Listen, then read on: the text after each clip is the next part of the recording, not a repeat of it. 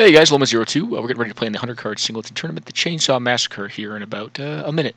So, this is Quick Deck Tech. We're playing Abzan. This is one of the more fair decks I've played, and basically all it does is play midrange. So it has a lot of good hedge cards against aggro, in the mirror, midrange, and control. In control you have, a Voice of Resurgence, Static Teague, uncounterable like Abrupt Decay,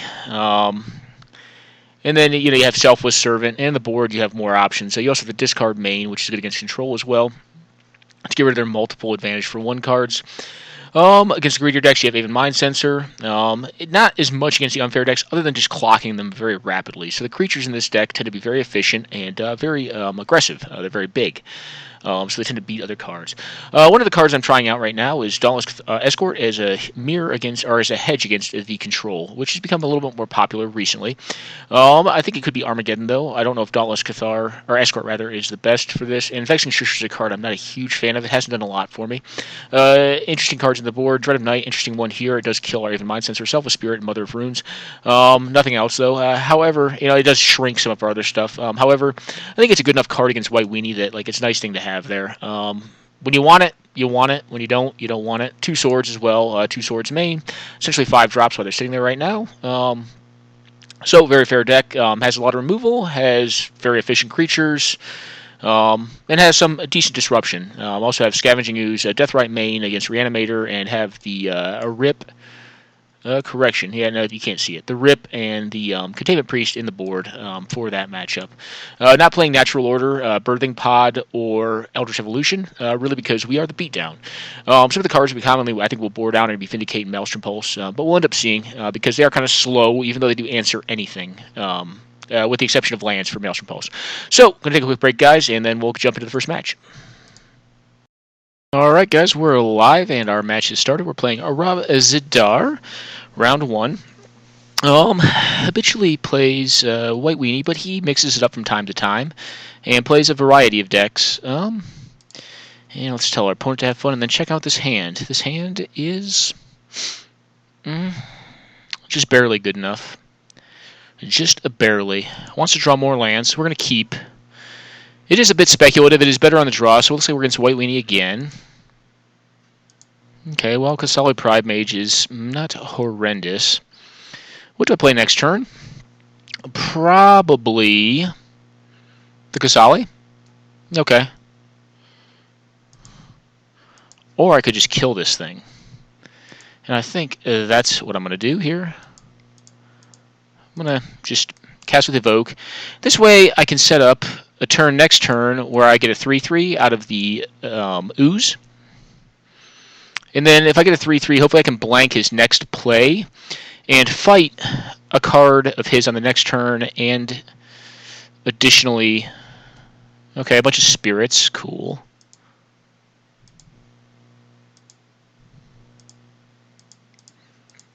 Alright.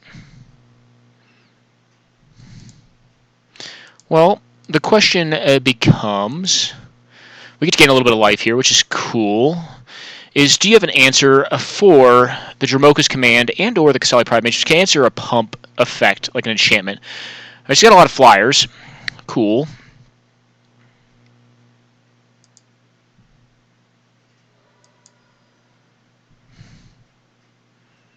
I think if he has the exiling effect, alright, it does not appear he does. He could have like a condemn.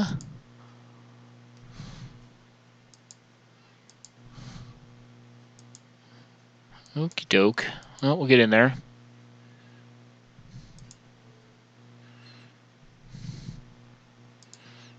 We'll get our own thing.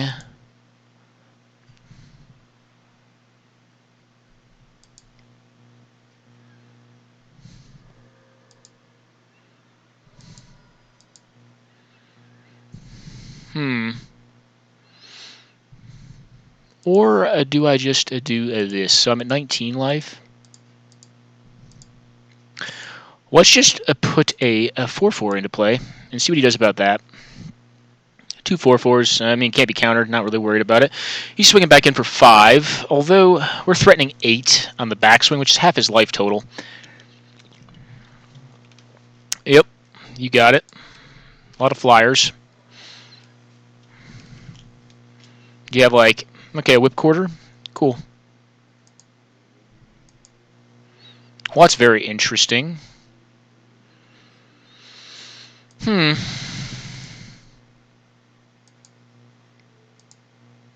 I think we can kill a next turn.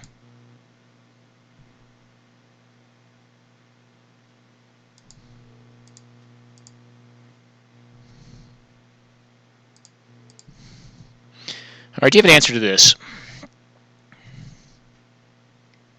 Yeah, he does. Okay, well, that stinks.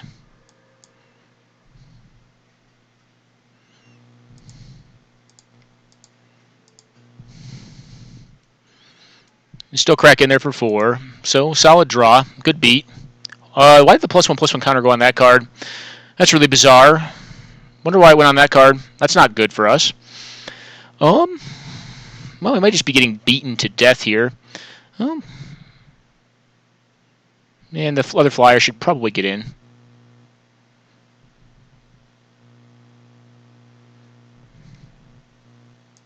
Okay. Well,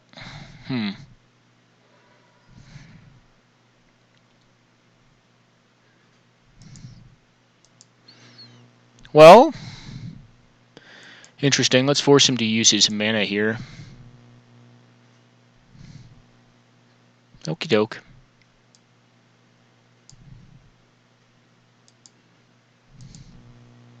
I think what we're going to do here is this. We're going to put this thing down. And kill that thing. Yes, I would love to use that.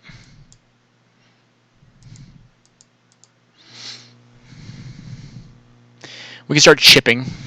Alright, Thalia, Heretic, Cathar. Well, very solid draw to the opponent. Very, very good. Okay, the flyers are getting in there.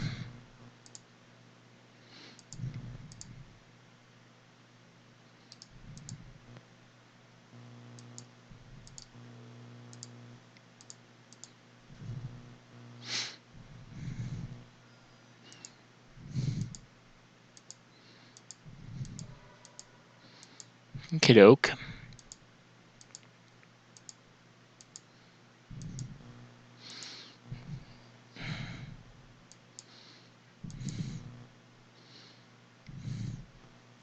Okay.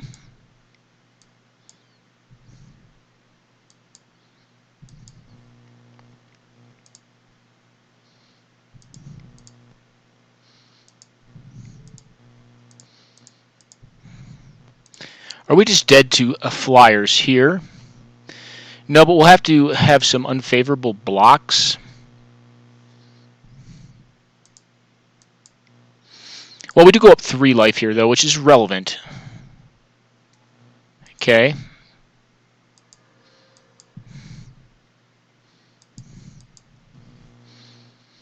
Your go at it. Good just getting us here. The Trampler is not bad, though. If we can get the next turn. I mean, if we just die this turn, then we just die this turn. He could have, like, removal, you're dead. Okay, first strike, reach. Mother of Runes. None of that is extremely great here. I mean, it's more junk to deal with.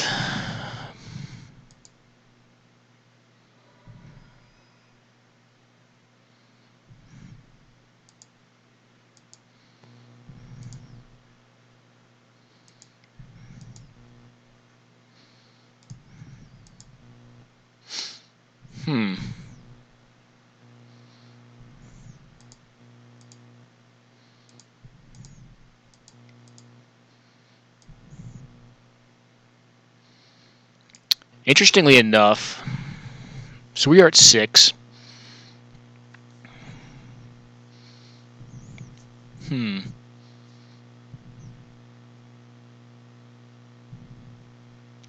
He can pass through one of his attackers for a lethal, but we can gain 2 life up to 8.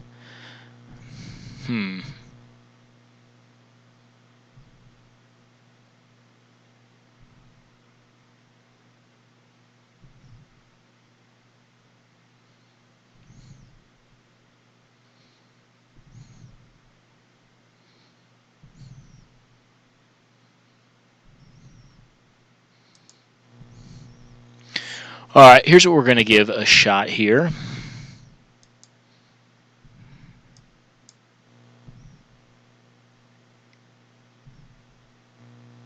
Yeah, that makes sense.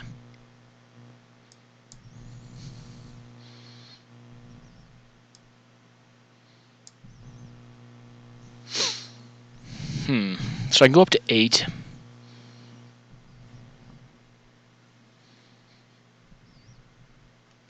That's 5. First strike. Alright, well, this is going to be tricky. I don't think I can win this, guys. Unfortunately, his draw was very strong. Okay. Well, that would be a good game. That would be a very optimal draw. And it happens. I mean, White Weenie sometimes has its absolute best. Well, can we stay alive here? Well, likely not. Yeah, no, I can't. So that's too much in the air. That's 6 in the air, up to 8, plus this thing. Although, well, let's see what he does.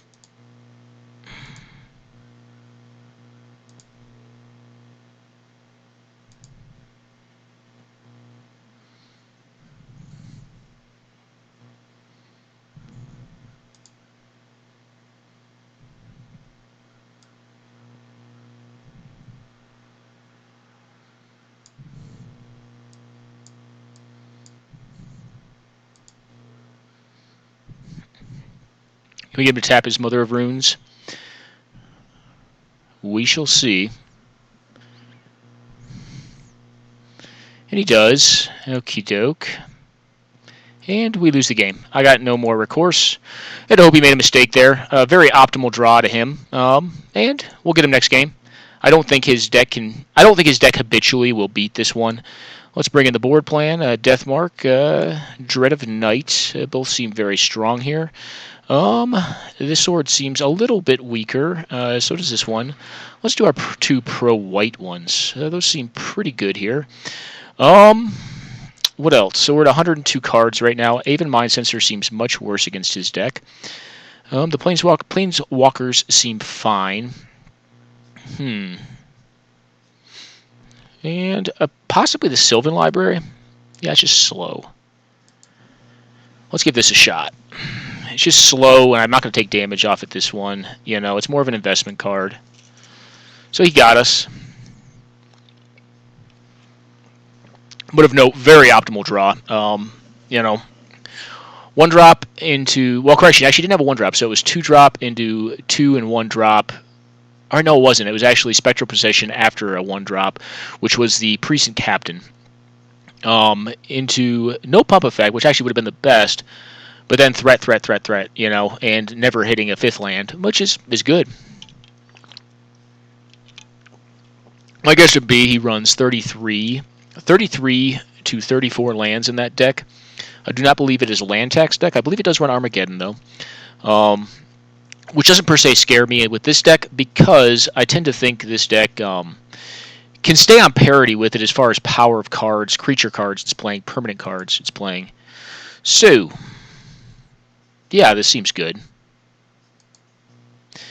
The big question becomes...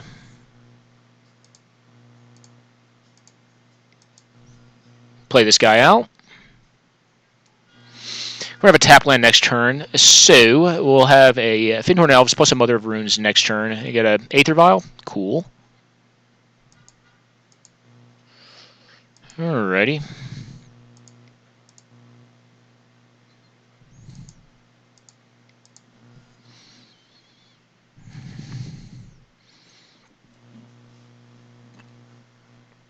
Question becomes, do we leave up the... we'll have the availability of the Go for the Throat.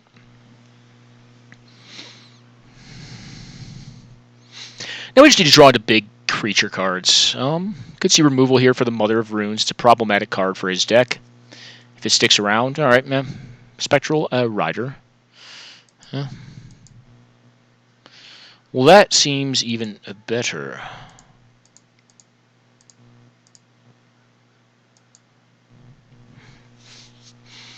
If he has the Mother of Runes, that is a beating. Then we did not play around that. Oh no. Mother of Runes? That's a yuck moment. Alright, that thing's better than Mother of Runes. I would rather not have Mother of Runes get played here. May even be sacking the land next turn because we have all these mana dorks. The Horizon Canopy, Honor of the Pure, that's fine. My cards still beat yours in battle. And I have protection against most of what you're doing, I think. You're down to 3 cards. Well, what do we have? Okay, he's pumping the figure. Well, you don't have an attack here. Yes, you could if you wanted to. Alrighty.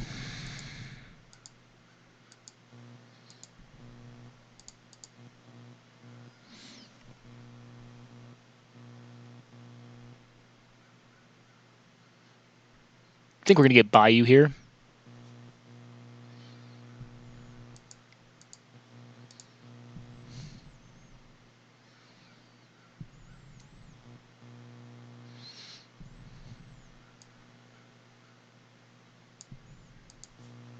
And we have the Stirring Wildwood available. We'll see what he ends up playing out. I have a Go for the Throat to disrupt this battle phase here. If he ends up double blocking it, we can kind of blow him out.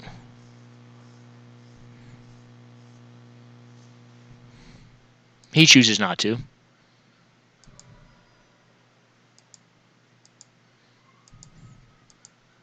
What do you have? Okay.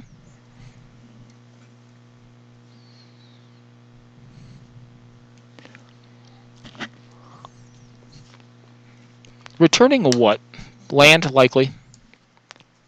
That's a flyer, which is not bad. It's a 3/4 flyer. Strong card. It returns the Intimidator. Okay, well, I guess he can put it back out with the Aether Vial if he so chooses. It appears he does indeed choose. I think we're going to hold on to this Go for the Throat. If he wants to pump his Figure of Destiny, I'm okay with that. I'll let him turn him sideways, and then I may even block. I don't know. Is this invulnerable or indestructible? With indestructible, it's still a Planeswalker. Okay. Well, what do you do here? Interesting. Okay, well, they're mono huge. Do you turn them sideways is the question I've got. You do not.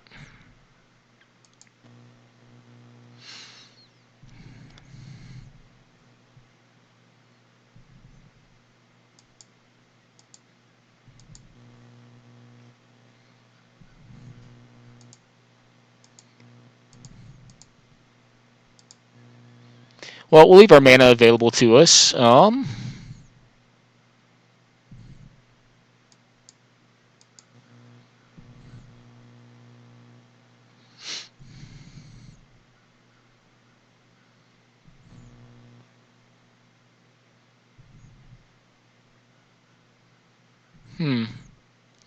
There is an allure to having a 6/6, but it already does that on the ground. Let's go ahead and pass it back. He's going to put down his Intimidator again, which we're not very scared by because we have a bunch of white creatures that can block it. Okay, it's tapped. Yep.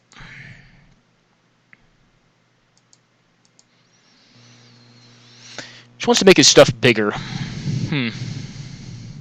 Not sure how I feel about that yet.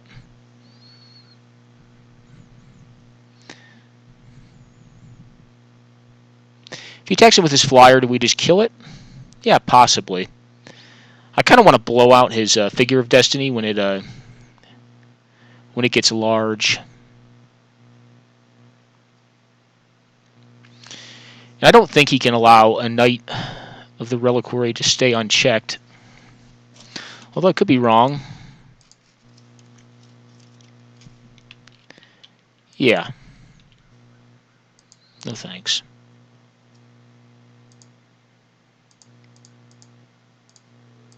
We'll kill it here.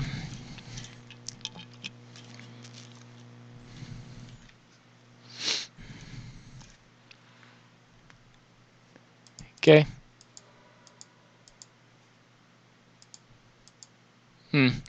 More 2-drops? I would assume.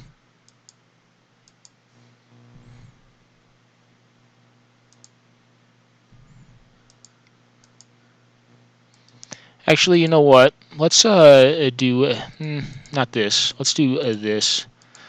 We'll draw a card here. Well, that seems pretty good. Although it does kill my Mother of Runes. And he's already kind of vertically, or correction, outgrown me in that department. So I think what we'll end up doing is this.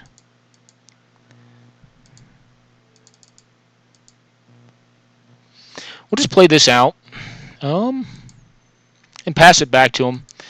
And eventually, our knight is going to get so big that he has to deal with it in some way, shape, or form.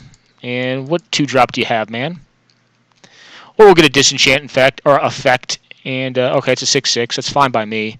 I'll just block it. You really don't want to attack, because I'll just, double block the Spectral Rider.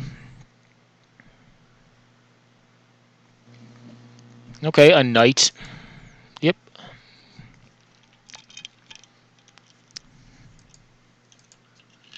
Well, do you want to trade for my Voice of Resurgence? I have to remember if Intimidate works with multicolored creatures, if it's only monochromatic cards.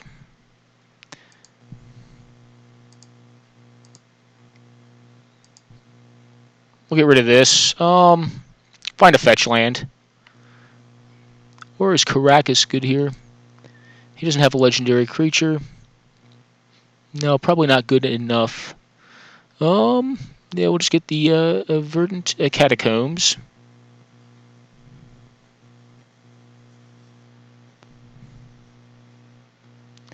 The one thing I do have to worry about is once Figure of Destiny can be pumped to size massive.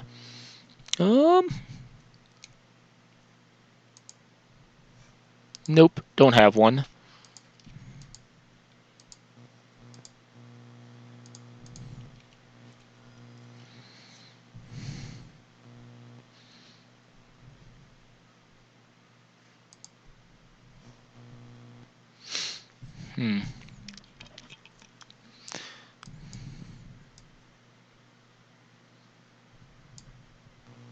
Although I can block it for 1 turn. So I think the trick is going to be getting the Knight of the Reliquary to a very large size. Okay, well there's 5 mana. This is more the style of draw I think we can beat very easily, is it when he doesn't top well. Not that he's topped extremely poorly, but he is not topping the way he did last game. Don't really need to tap this.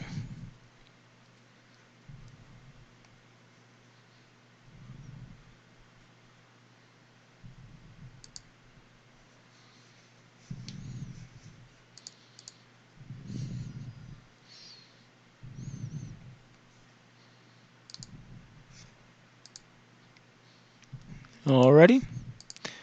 Well, thin the lands out.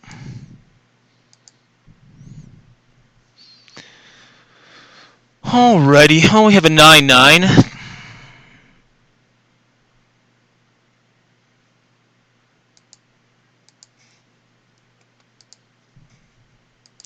Well, we'll get in there.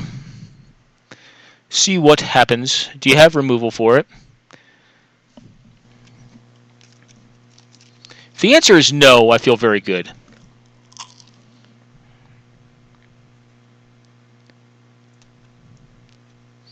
I think... Okay, so this is what he's going to do here.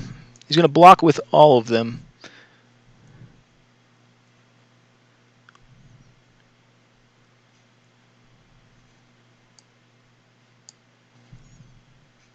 I think I let this go.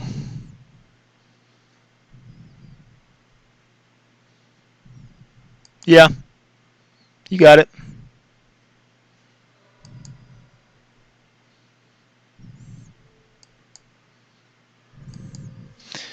And that thing will die. I think he probably has the removal, but I need to get rid of that thing. And it would be nice to get a non-land here soon. Okay, yep, 4/4, tapped. And he has removal in hand, is kind of my read.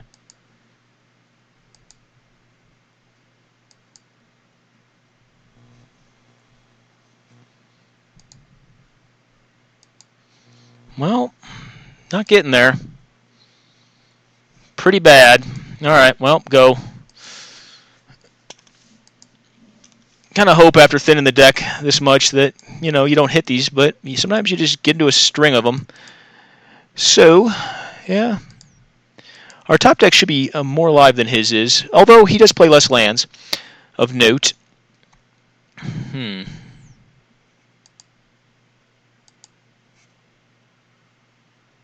you care to get in there, sir?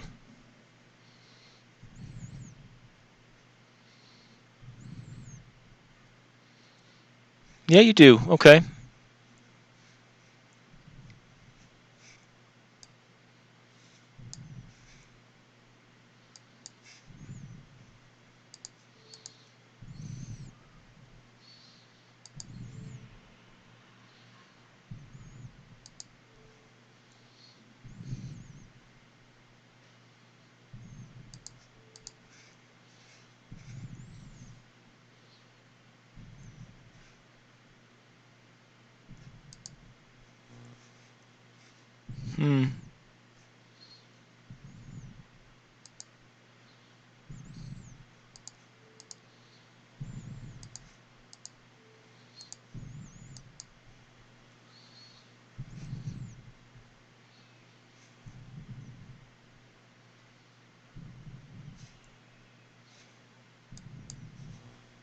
Let's see how he orders him here.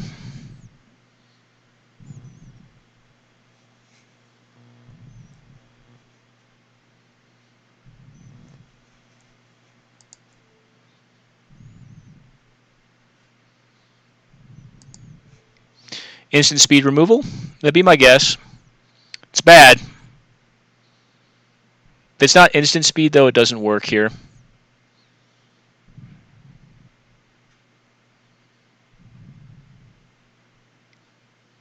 Okay, instant speed removal.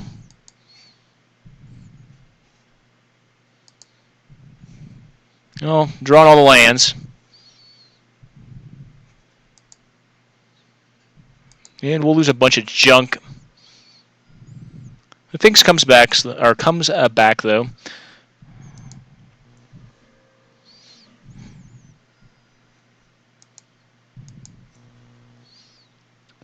Well, interesting.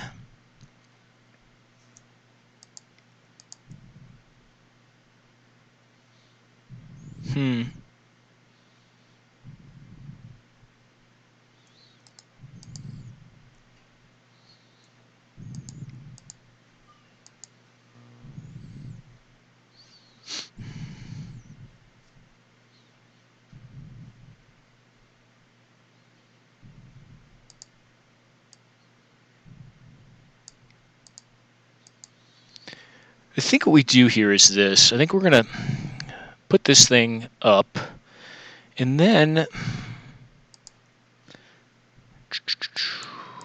think what we do is this.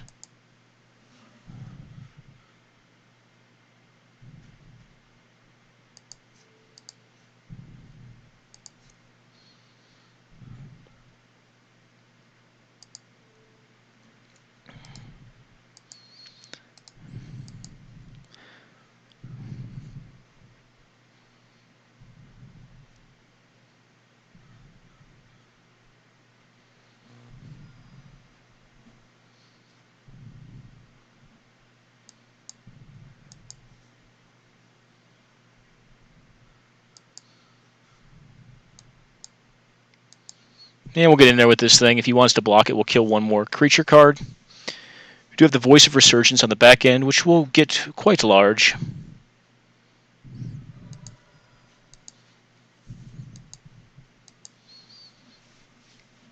Okay. Well, what do we have here? The Kitchen Finks of his own. Gain some life. Cool.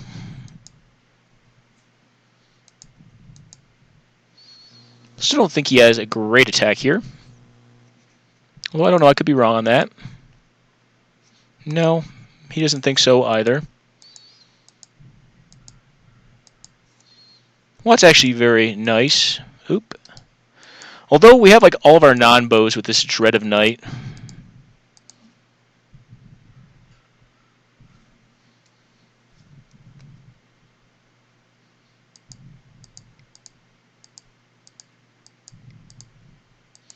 I'll get in there for 3. I like a lot of protection. We doing 3? No?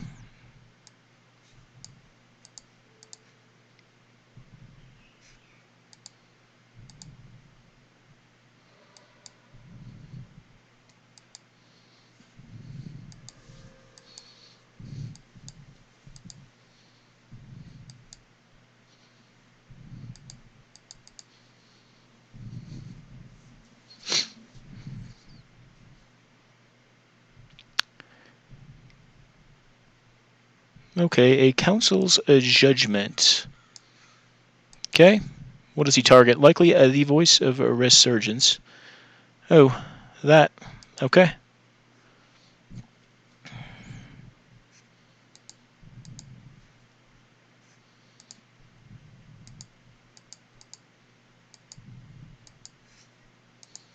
Well, we can start plinking.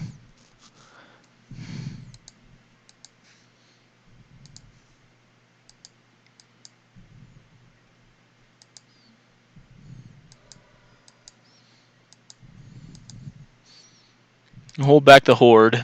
And plink away with Deathrite Shaman and my other flyers.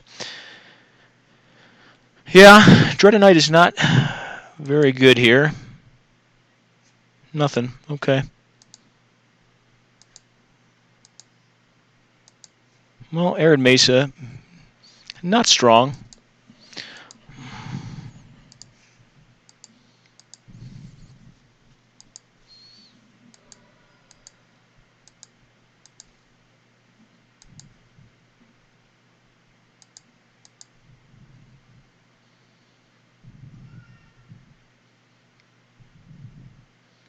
Okie doke.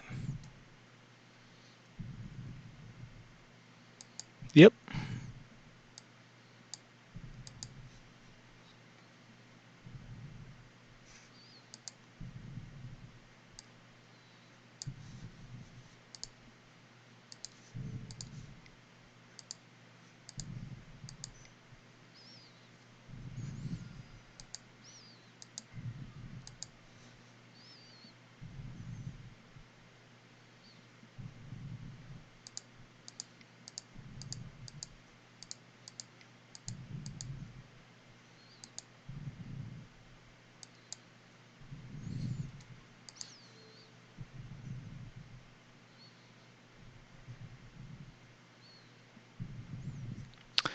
I think we want to kill the Intimidator.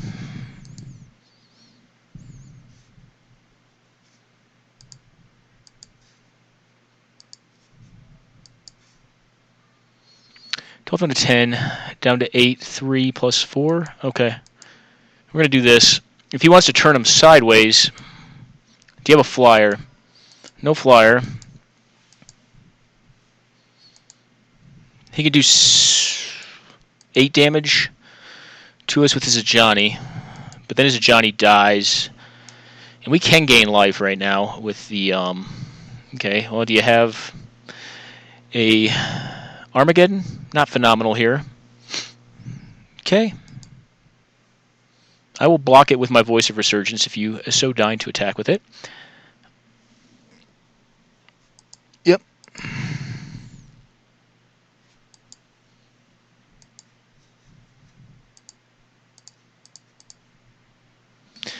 Don't know if I even have a black land this can get. Yeah, I do. A scrub land of all things.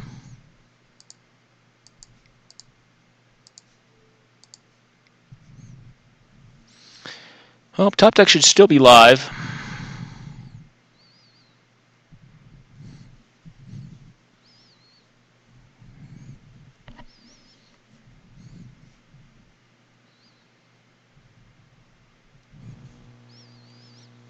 See if we can grind them out. We're on 7 minutes. We should probably hurry up.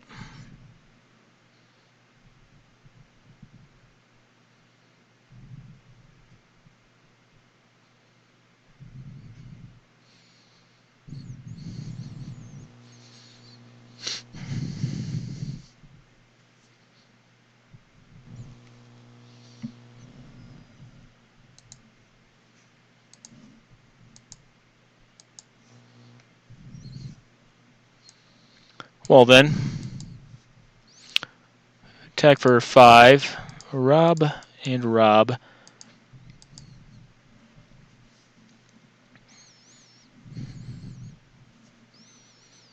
If you got nothing, you're going to 1. At least on board. And then,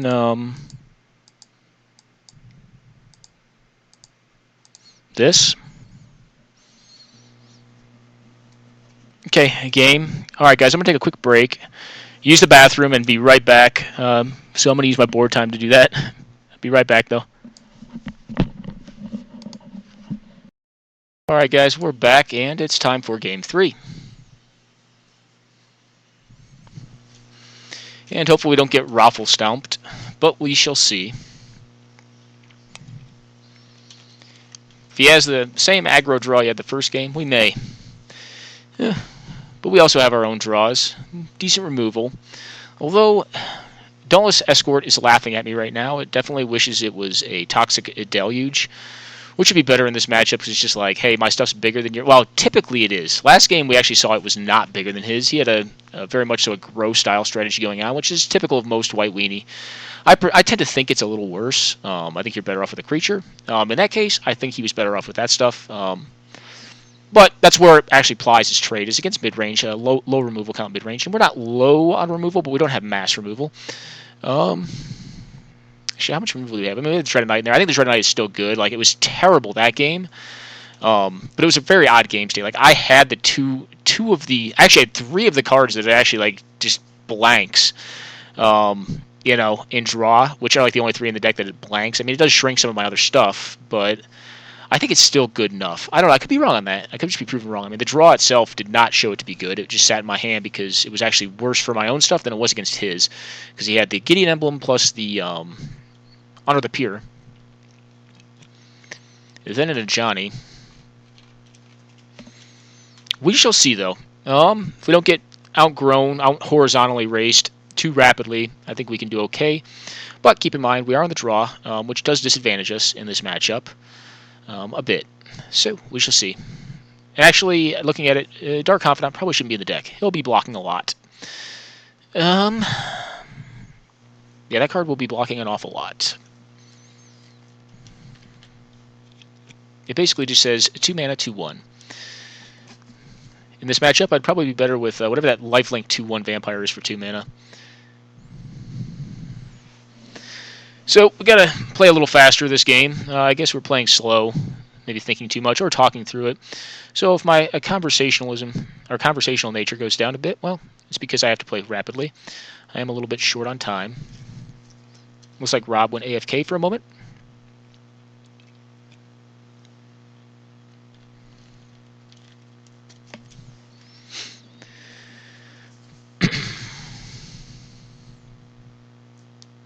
And we'll go on a quick pause until we're live again, guys.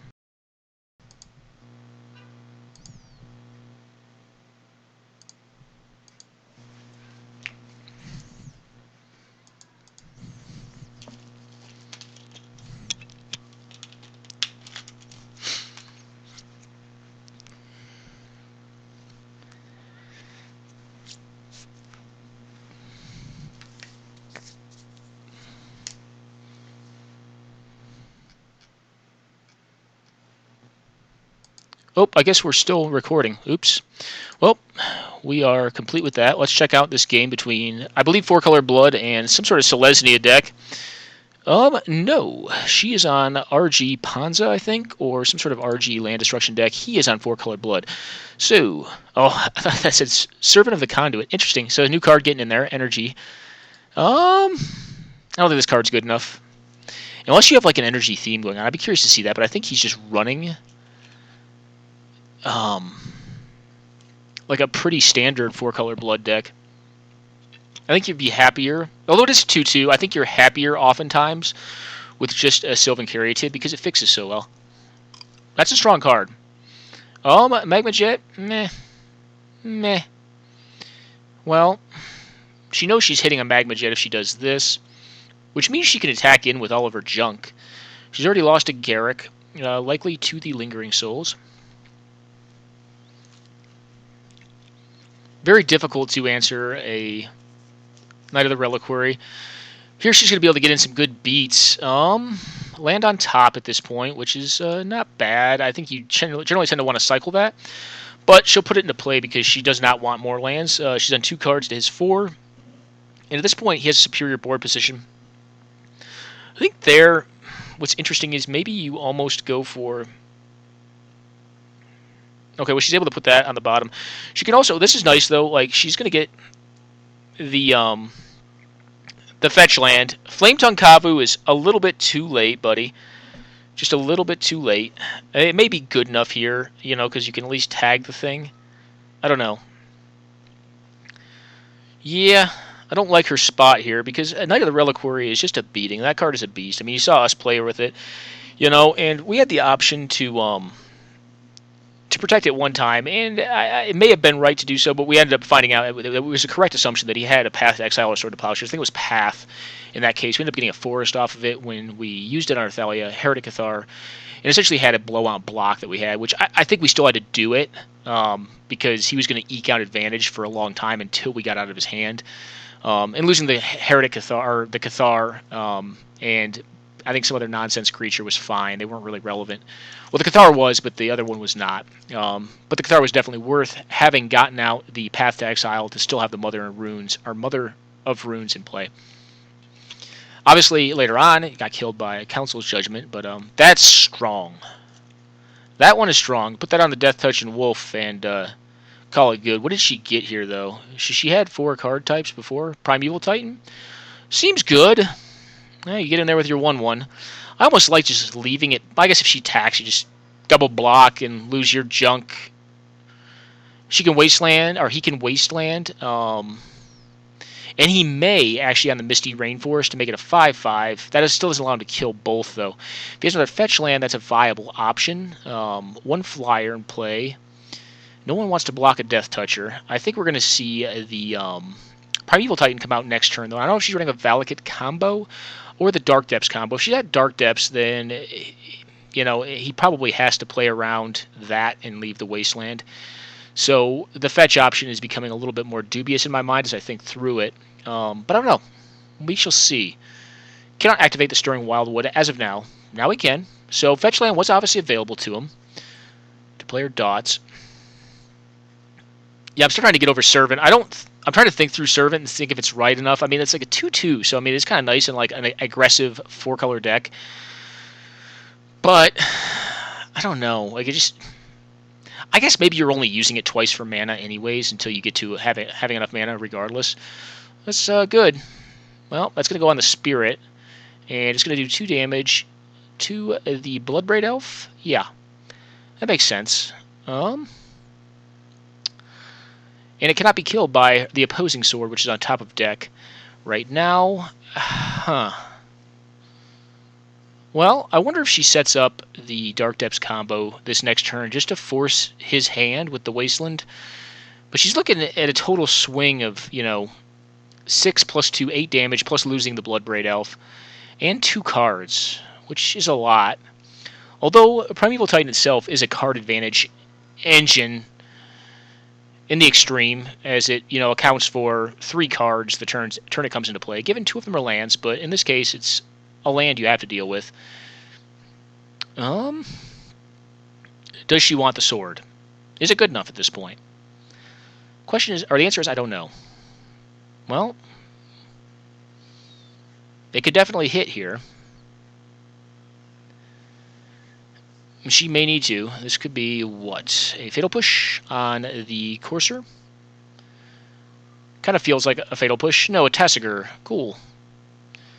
Well, Tasigur blocks quite well. Yeah, I don't like her spot, but she could get out of this. Well, she's going with the Primeval Titan. She will gain a lot of life off of this. His deck is definitely not playing Force of Will. Does she get man lands or does she get the combo? I don't know if she'll have the combo in her deck or not. She could go 2 ways, though. She could go combo and force his hand with the Wasteland, taking him down on mana when he wants to probably use Tasigur. Or Yeah, she could go that route, which makes any card she has a legitimate threat. And she goes back up on life, you know, so I wasn't really accounting for the Courser. She does have a sword in hand as well, which is definitely solid. It's going to make Titan with a Kessig Wolf Run very problematic. I think he will have to blow up the Kessig Wolf Run because it just ensures that any card on her side of the board is size huge. And the Knight is, again, small. Okay, yeah, that makes sense. But he will also get wastelanded as well. Can activate Stirring Wildwood. I don't think we'll see that. I think we're going to see the playing of a Planeswalker threat. I don't think he has time to Tasigur here. So Planeswalker threat or removal. One of the two, or both. Does have 5 mana available to him right now. Could have a 6th if he has one in hand. And it comes into play on tapped land. I think this deck is very good. The one Dots is playing. I think it's a very solid deck. Both of them look very interesting. Hers is littered with basics. I think she probably is running like Blood Moons and stuff like that, which may have been how she won one of the matches against him. I don't know. That's a lot of basic lands, so it leads me to believe that she's probably on a minor package plus a Blood Moon and Magus of the Moon package to win the game with, or to stop the game with, which against a deck like my own is very solid. That's strong, because I don't run a ton of basics in that deck. So I would assume she probably kills the Wolf here. Well, or he does. Because the Wolf is very optimal, yeah. The Wolf is very optimal for putting that sword on. Although the Titan will still be a size massive. Can it be killed in combat? Yes, it can. It can, but it costs him Tasigur. It does not get through all the way. So what are we going to see here? If it's removal for the Titan, that is yuck. Okay, well, there's Liliana. You know, if it's this, we're going to see her sacrifice the Courser of Kruphix. Would be my assumption.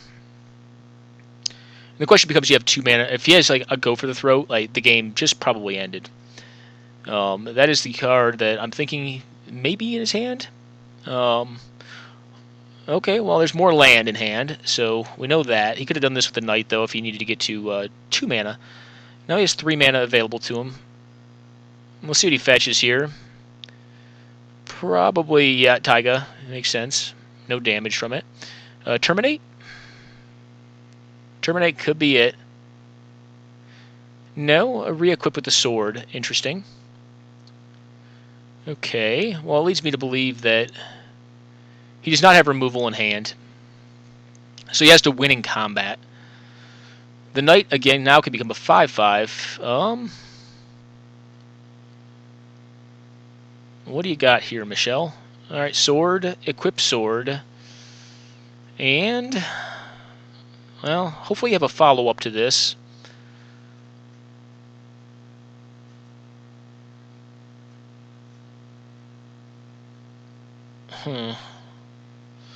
Well, attack, obviously.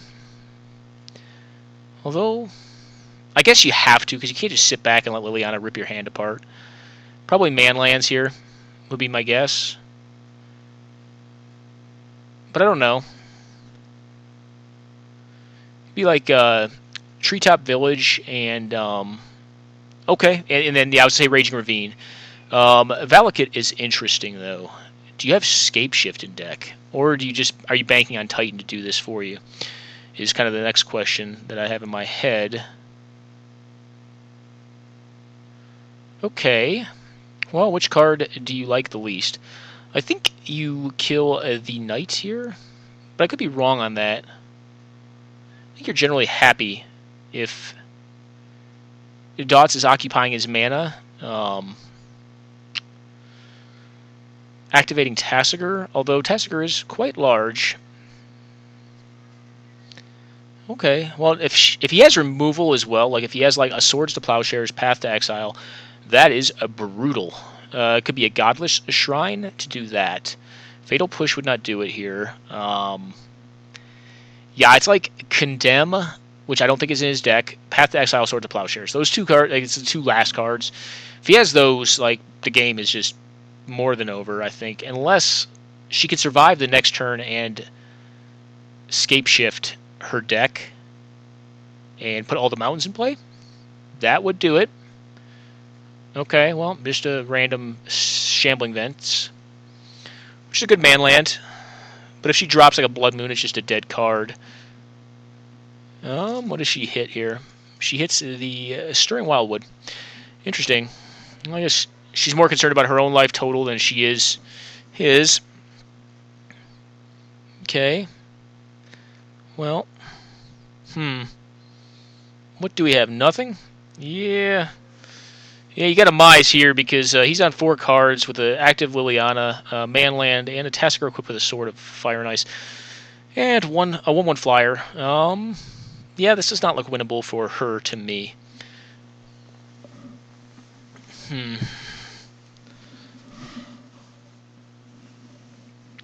Of note, I think Dot's deck is actually very similar to our own, with the exception that it is likely more powerful than the one we're playing, but less consistent. Eek. Eek. I guess you had to, but... Yuck. Yuck, yuck, yuck. Alright, well, this is the end of the game, guys. Although, I guess she can equip the Raging Ravine. Don't like her shot here. Yeah, okay. Makes sense. I think it's a free block. You block it because you have lethal on backswing. No, you don't actually. Well, you do. You don't actually. Never mind. So you don't have the extra white source to activate the Shambling Vent, which is irrelevant. And there's the Path to Exile right on time. That's pretty miserable. What are you gonna do though? Yeah, that's the game there, guys. I would assume this is a game 3. If it's not, one of these two players is losing to time. And I think that's it. How did Michelle do last round? Or this is the first round, never mind. These events all blur together to me. Okay, so Dots takes down the first one, and that should be the end of round 1. So let's go ahead and set up a round 2. And we pass the test with the White Weenie matchup. And I'm going to go on a quick pause until they get started. Alrighty guys, we're live and starting our next match.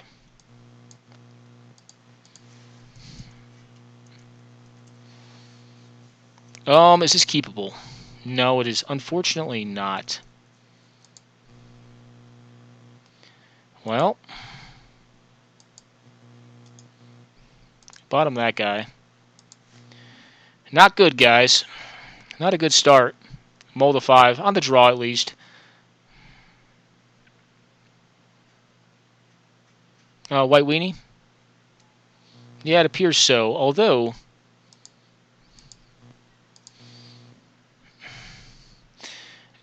I really hope... What I'm hoping for here is that he plays another couple of 1-drops that have 1 toughness. If he does that, I feel like I can win pretty easily. Well, that's not it, but...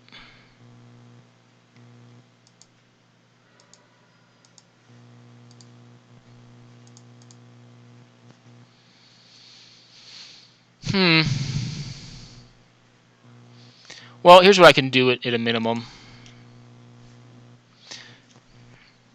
I'll do this to take the least amount of damage. If he gets like a sword or something with this Relic Seeker, well, I don't like it, guys. I think we're just going to get run over. The Mold of 5 was not good. Thalia will be good against his deck, but I wouldn't be surprised if he has removal in his hand. So it's interesting. We're going to have the same matchup twice in a row, essentially. Caracas, which is pretty good against Thalia. Well, that stinks. I guess we should have done that on our turn. Is the lesson learned here?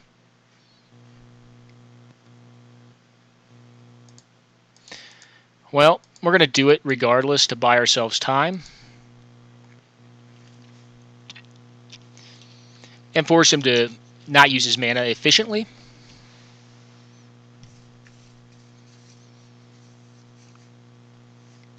Yeah, makes sense. And, yeah, we'll take 1 here. And then you have a 3/3. Not good, guys. Not good. Okay.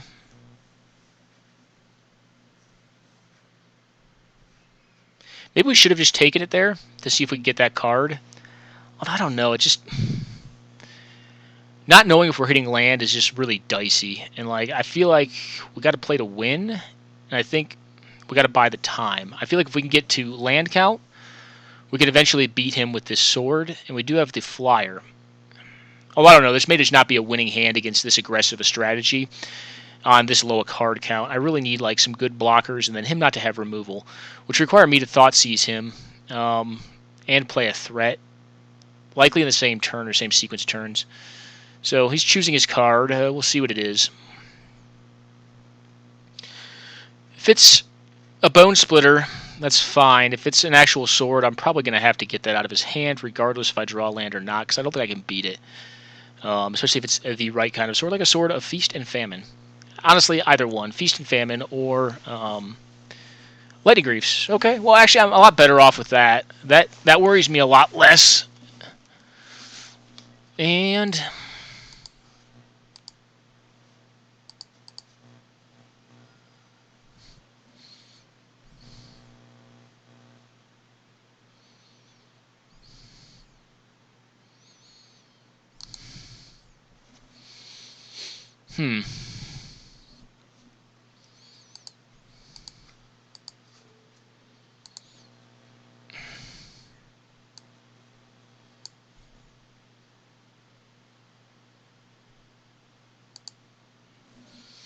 Can't deal with that card, so we're just going to get rid of it right now. We'll take a 3 this turn. He could play on his Mirror Entity, but the cool thing, well, that's more land, which is kind of what he needed and what I did not want him to get. Although he already had a land drop this turn with the flyer. Yeah, we're definitely losing this first round. This is no bueno. Could flip the Relic Seeker back to hand, but it wouldn't have made sense. He would have just attacked with it, which is why I think it's kind of curious that he played the land, because why show that you have an additional land in hand? Because you can just use it off of... You can use the flipped land off the core Sky Fisher if that's your intent, is to run that play. Yeah. So, we'll take 5 here. Probably dead next turn. And I don't think I have ounce to this. Do not think there are ounce in the deck to this. It's very unfortunate. So, yeah, and we're a militia. We're not quite dead to this, but, you know, actually, no, we are. Well, let's go ahead and concede it. I don't think we can win from this point. I don't think it's possible for us to. That's an unfortunate way to lose, but sometimes you just get out and aggro on a mold of 5. Alright, this sword come out, this sword in, and this sword in. Dread of Night, Deathmark in, and what don't I like?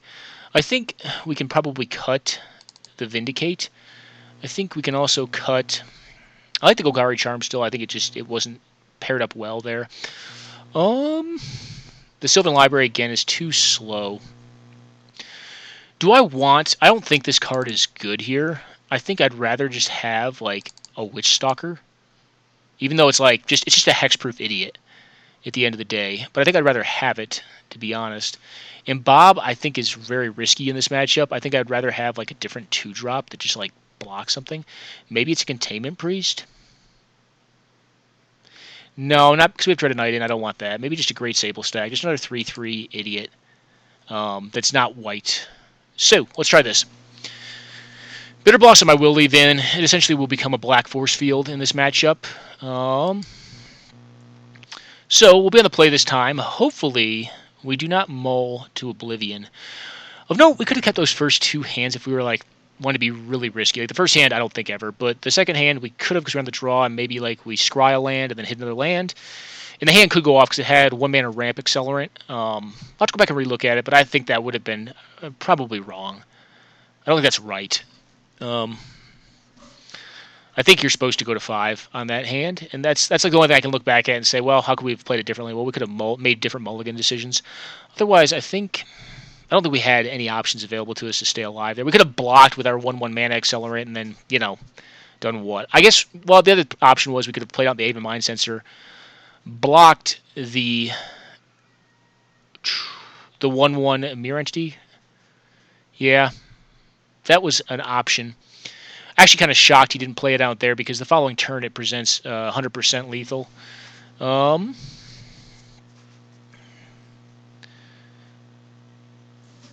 I guess we could have had just like 1 mana or 2 mana removal though, which could have been what he was playing around.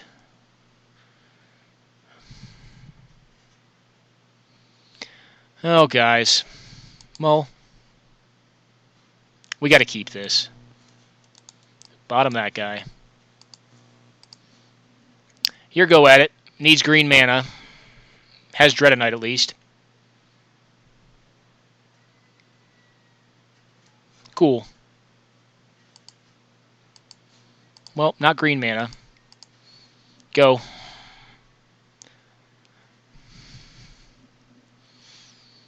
Hopefully this does a number on his stuff, and I have Golgari Charm to kind of back it up, although my hand is also quite weak to Golgari Charm.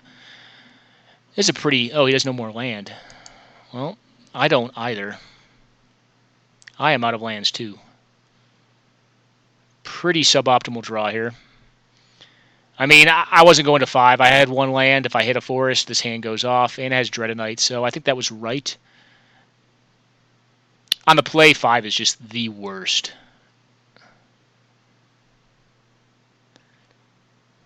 Alright, he's discarding. Cool.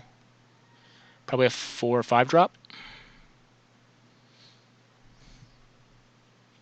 I think the Golgari Charm, if we can ever get it to start going, is going to lock up pretty well. Now, if I get a green source, and I don't, I guess I'm in the same boat. No lands. Oh, Magic. What a fun and interactive game you are. Sometimes. I do love this game, but these are frustrating kind of games where like no one does anything, you mull into oblivion. The land count's right. I mean, it's got I think 6 mana critters and like 37 lands. It's a landed deck. Well, looks like I'm in the same boat you are. This is Magic sometimes, I guess. Gideon's going in the trash pile. Can never cast that card. 1 green mana deck. There's a lot of you in there.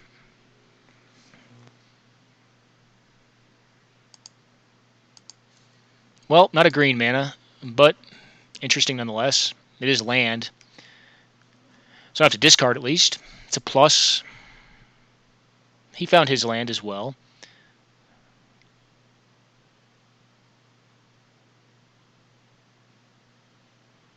Do you have an Honor of the Pure?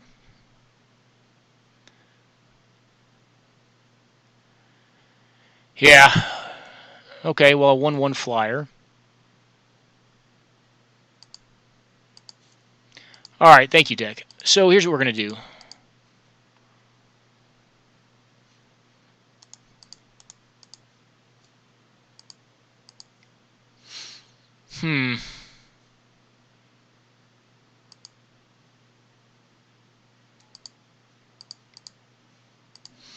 Probably should have cast this out last turn. I actually was playing poorly because I was just frustrated with the game, and that should have been on the board.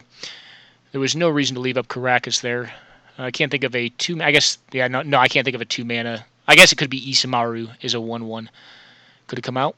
But our mana is fixed at this point, which is nice. We do have a Caracas for like a Brimaz or something like that. And we do have a Bitter Blossom, which is going to be good against a bunch of like nonsense critters. This next turn... Okay, what do we have here? Do you have a removal? Okay, a Sigiled Paladin. Golgari Charm is going to get him quite well here. I will block next turn. It's fine. Yep. 2. And 2. And a 1/1. Well, cool. More land.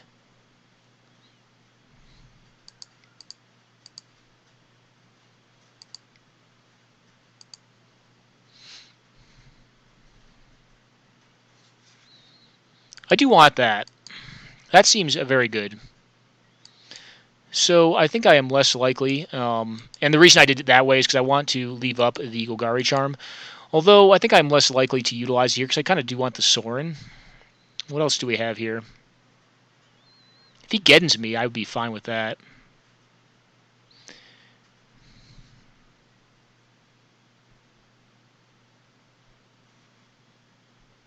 Okay.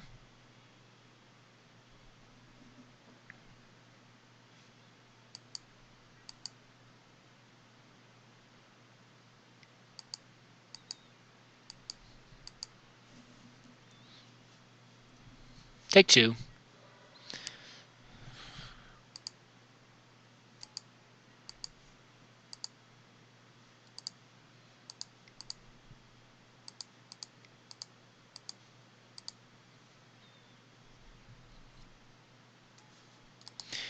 This is until your next turn, creatures. Alright. Should be good. That stays with him until the next turn. Yeah, so that means he can. One of these can block his flyer. And we'll gain some life here, which is nice. That's broken. That should not work that way. That should be until your next turn, creatures you control gain lifelink. Until your next turn. Yeah, this should be a 2-1 lifelinker still. Well, this card is evidently broken.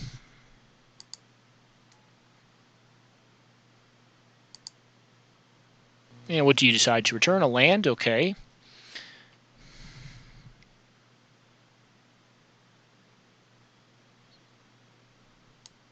That seems great.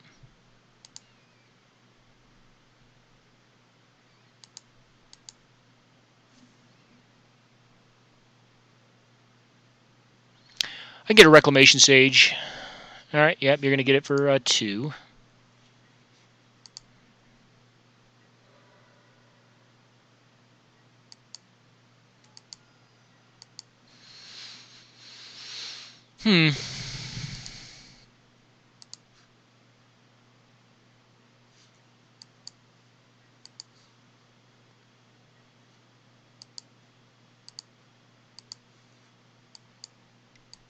Interestingly enough, I'm going to use the alternate effect on Golgari Charm, which will be destroy that enchantment.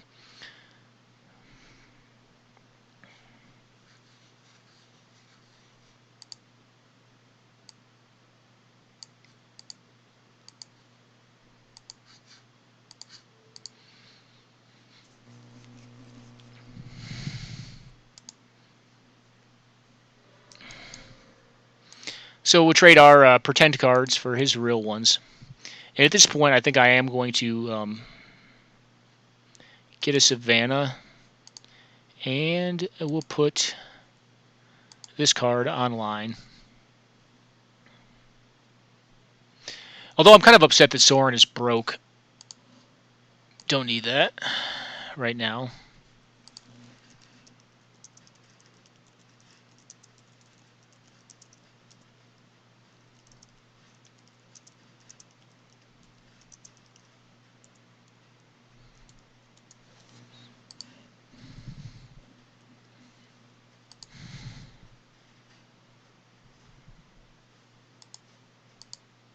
Yeah, card's definitely broken. Which stinks. Alright, always watching. Yeah, I'll block it with my Fairy Rogue. Or I don't have to, really. Does have Vigilance, though? And First Strike. 3? 3's fine with me.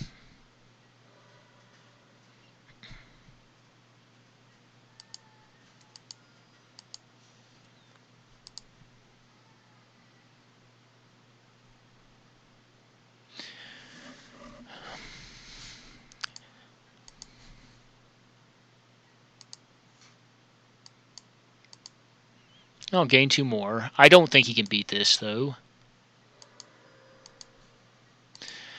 Okie doke. So, what we will do here is play out the Thalia Heretic Cathar, leave up the Fauna Shaman to see what he gets up to on his next turn. So, obviously, non-bow with Thalia here.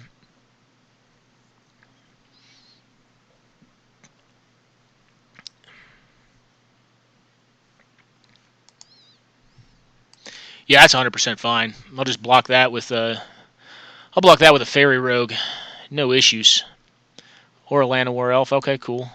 Comes into play tapped. So you're going to go like mono huge on this thing. Fine by me. You can equip the armaments to it. Although I do feel quite advantaged here. Because now I have a Den Protector, which actually can get back the Golgari Charm, which I may just even do next turn. I can't quite cast it. If I draw a land, I can cast that. Okay, so you got a 3/3. I will block that with a Fairy Rogue. You want to attack? I'll block it. Yep.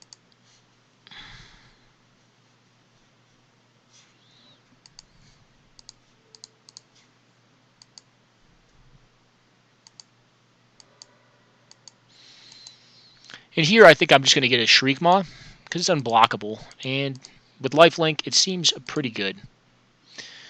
So that there was credence actually to playing that card out, but I also just wanted to have this available to me. Well, there is one more land. No, I don't want to reveal.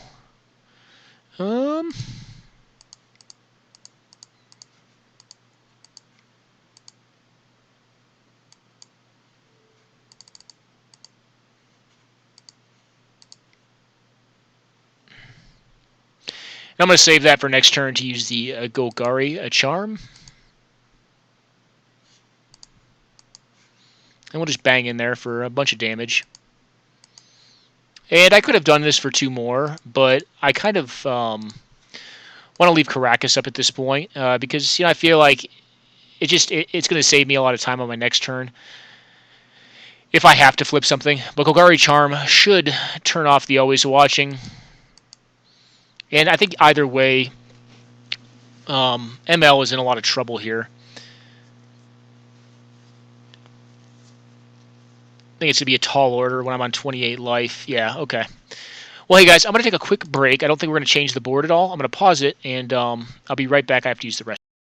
Guys, back. We've got about 2 minutes left of board time. Is there anything in here that I think could be better? I don't know. Maybe the Dauntless Escort or something. I don't know. Duress, it's like probably like a 45 to 50 creature deck. Probably not Duress. Although there are some good ones in there. Yeah, no, I think we stick with what we got. I think we stick with this, and we'll submit. Yeah, Sorin is broke. That is unfortunate because that card it says until my next turn, which should mean that it retains the +1/+0 in lifelink until or through my opponent's turn. Which, if I was trying to use it defensively, would be a huge deal. In that case, I was not, but I don't know. I feel pretty cheated if I lost because I was blocking, gaining life, and then swinging in for lethal the next turn. I'd feel very cheated, but I mean, that's just me. Maybe Vindicate is good enough, but I hate using like a 3-mana spell to remove another 3-mana spell or like a 2-mana or 1-mana spell. It just seems bad. Like, I do think the Maelstrom Pulse is good enough just in case he has like a token sub-theme like, Spectral Possession or like the Precinct Captain, stuff like that. If it gets out of hand, like Maelstrom Pulse can help you come back from behind. So let's have lands this time. This is a keep. Alright, we finally, I think, have a good hand here. So we're going to keep this. We're going to get the Scrubland turn 1. And he's going down on cards too. Yuck. Not good. So we kind of have the Stone Nuts. 1-drop? Nice.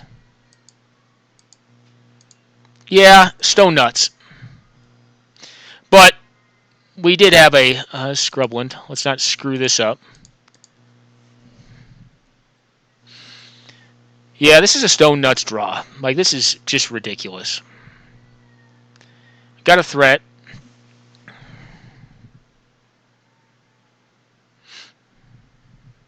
We could lose still. Do you have a distance yet? Alright, that thing. That thing I'm going to kill. 100%. You must die. Unfortunately, did not have the Caracas, which would have been even nicer, but Anafenzo will come out. She'll be a 3/3. Do you have a way of dealing with a Dread of Night, good sir? No, you do not. Okay. I'll play the Anafenza. You can use that as a land drop and play what? Nope, nothing.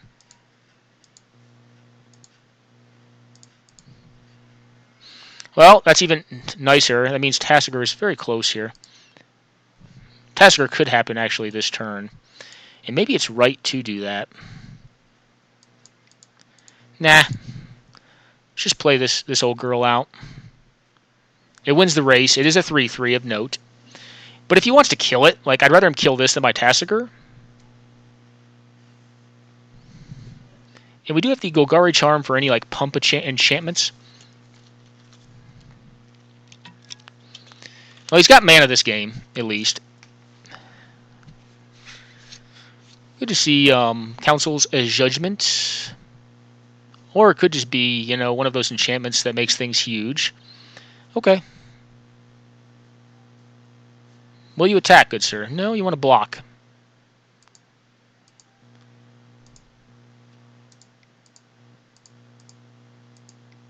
I think for now we just do this.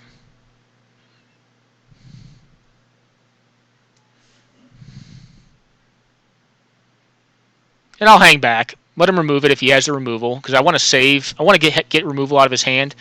He obviously cannot use it on the Hexproofer. Okay, a tapper. Although we can do a number on this board. Well, what do you have in hand, dude? What have you got? Show me what you're working with here. And we'll make some decisions. This draw has been pretty much stone cold nuts, but we did build this deck to beat Death and Taxes or White Weenie. That was kind of the intent behind it because it became very popularized for a while. I did pretty well with the deck for like 2 or 3 tournaments. All right, here's the removal that we were concerned about.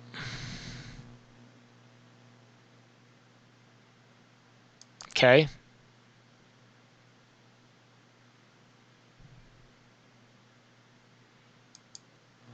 What else have you got?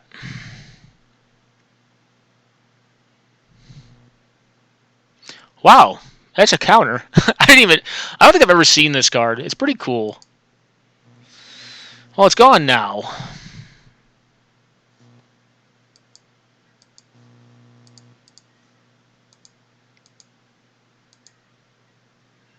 I got a 4/4.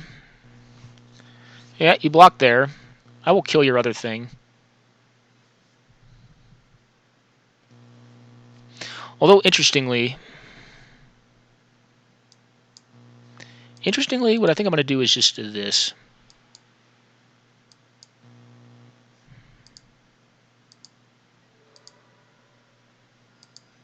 Your creature will live, however, now you have one random card out of your deck. Could be a great one, but I have a Tasigur on tap. I'll probably leave STP in the G yard. You might as well attack. It's got Vigilance. Although I don't think it's likely to win you the game. Yeah.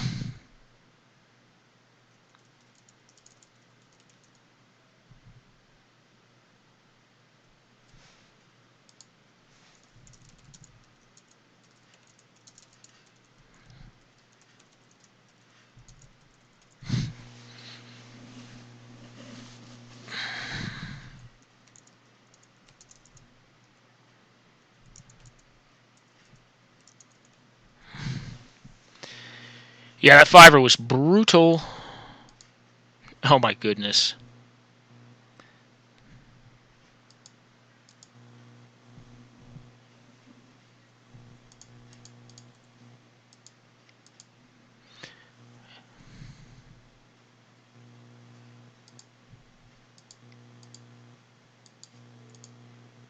Oh, you have protection for this thing? That's 8.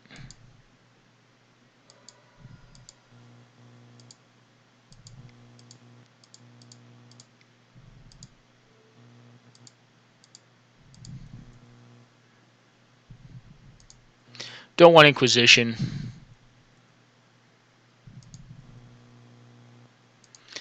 Take Swords or Charm. They're probably the two best cards in there.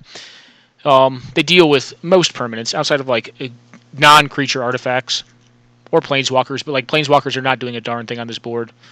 Good games, man. Yeah, I got lucky this last game.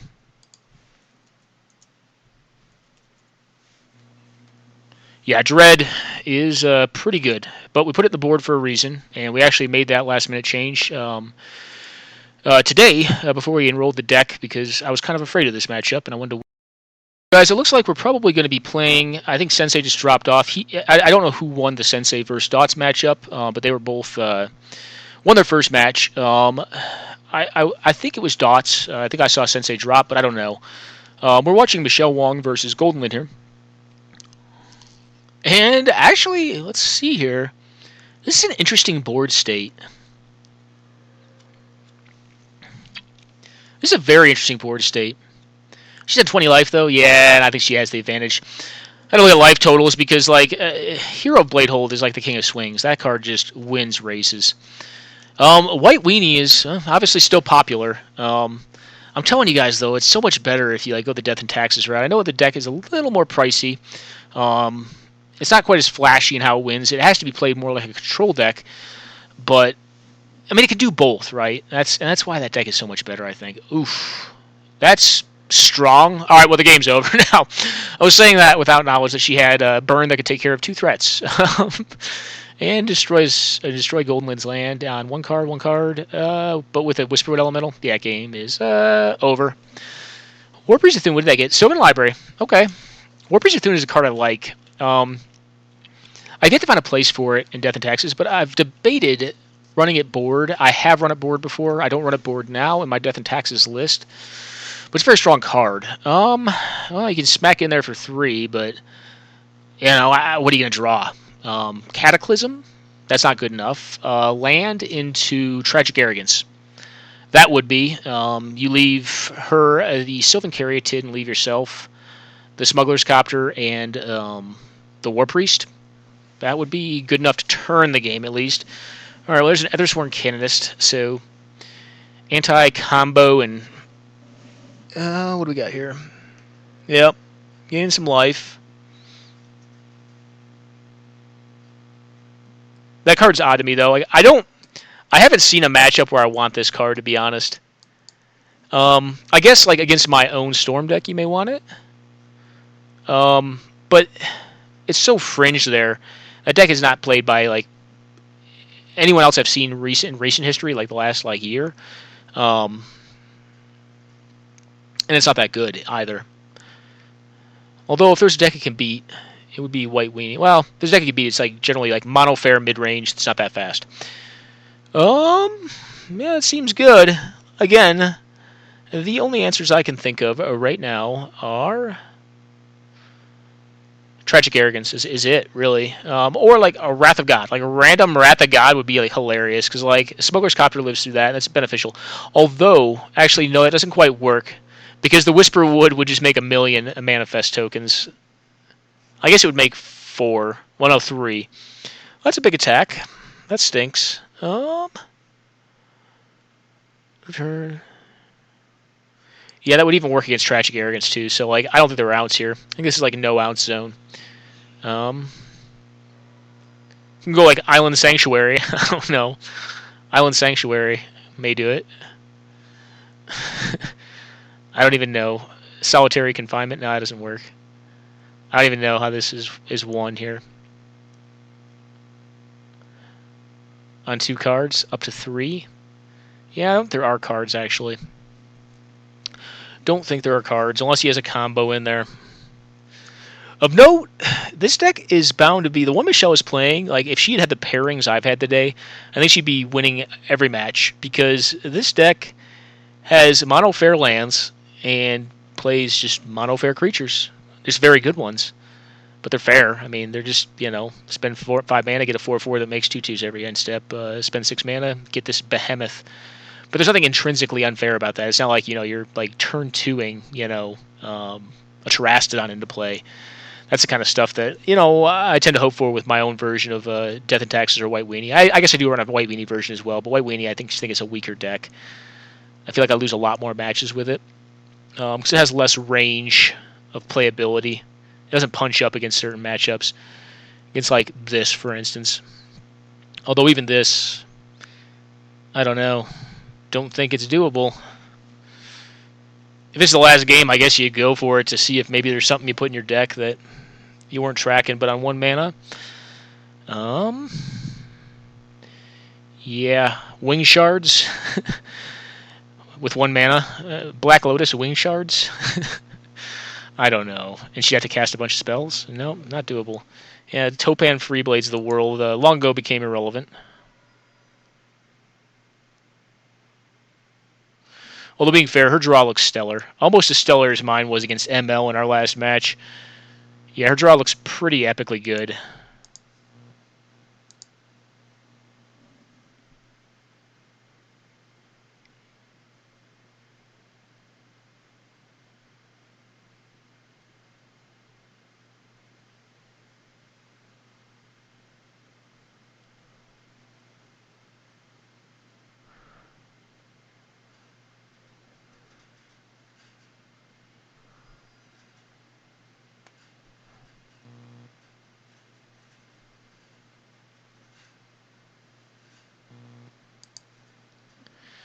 Okay, well, Michelle won that match, and I guess it's on to finals time. We're gonna be playing against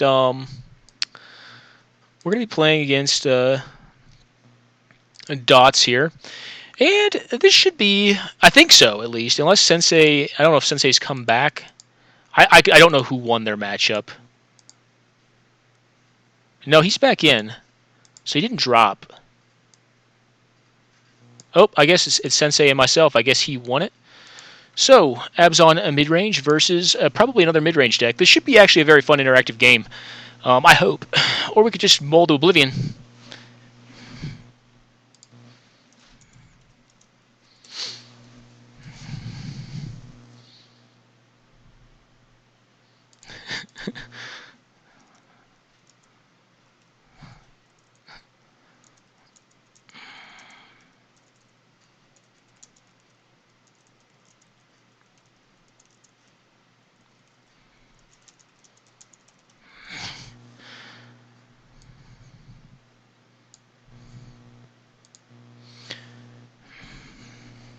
Alright, Windswept Heath.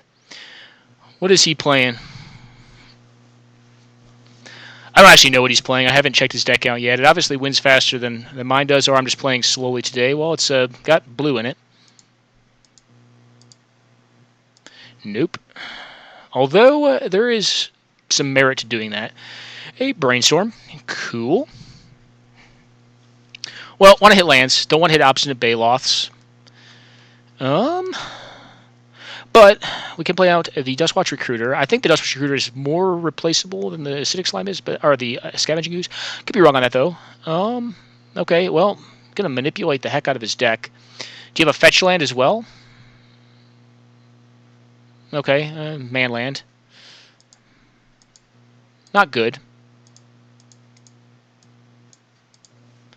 Play this thing out. Days. Days for days. Yep, days for days. And that's why I played it out. I think it's more replaceable. I think the Acidic Slime grows in value as more cards get attrited.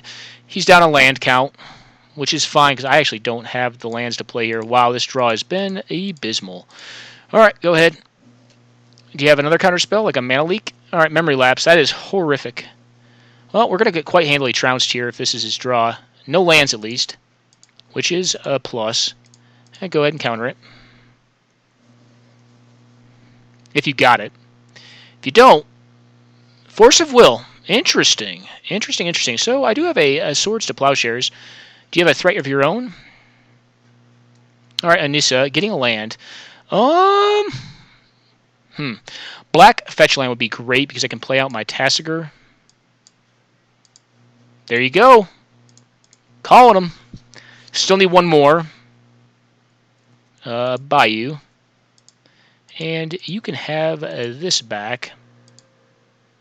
And I will take a Tasigur, please.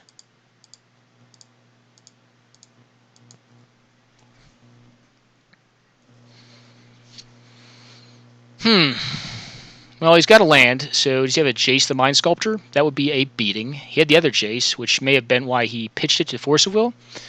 And/or it was his only blue card, he'd have hope of playing it, or he thought it was going to be worthless here. Alright, he's going to draw some cards here. Does he have removal for this thing? If he does not, I expect I will play... White Fetch is the best here. Green mana, no critter. Well, it's not the best, but it's also not the worst. Oop. Let's do it. Let's tap right. Let's just see what he's working with, because I cannot hit lands here. I hit the one land I really did need. If I had not hit that land, this game would be over. So there's no Force of Will or Days left, unless you have, like, Thwart or Foil. I don't think Foil is even castable. I think you have to return, like, 2 or 3 islands for that thing.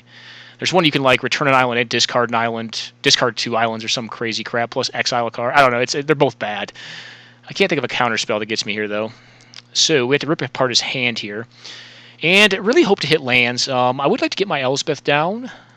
Although, even just being able to get down like one of my threats. Counterspell, Acidic Slime, Batter Skull. I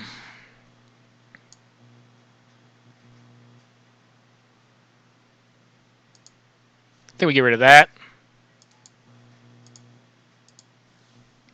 The Edric does not worry me as much. He cannot cast it and attack with the Treetop next turn. And if he wants to leave up Counterspell and not cast his cards, I'm okay with that too. So he has Batter Skull available to him, which tends to be good. Wow. Well, when you draw him like a champ, I mean, I did want to have a land there, but I get to blow this thing up and just smash him in the head. The question is, does he draw a land? I think even if he does, we force him to attack and he'll get another card off of it, but then he only has 1 blocker, and I get to bang in there for 6 more? It's dicey. He may just want to block. He could play on his Edric and fire up the top. But then if I hit a white land, the Elspeth is just darn near lethal. Not quite. Alright, yep. Okay, we got an Ancient Tomb. Alright, he does not want to fire up the top. Huh. Well, interestingly enough,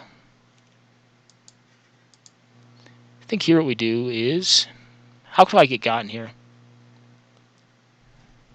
I don't, do I? Let's get in there. Lands, please, deck. Please, lands. If you want to block this thing and get an Acidic Slime, you can. I don't need most of these lands. Well, that is huge.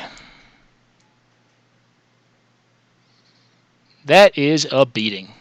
Well, I think we just lost this game. And it really, what it comes down to is our top decks have not been optimal.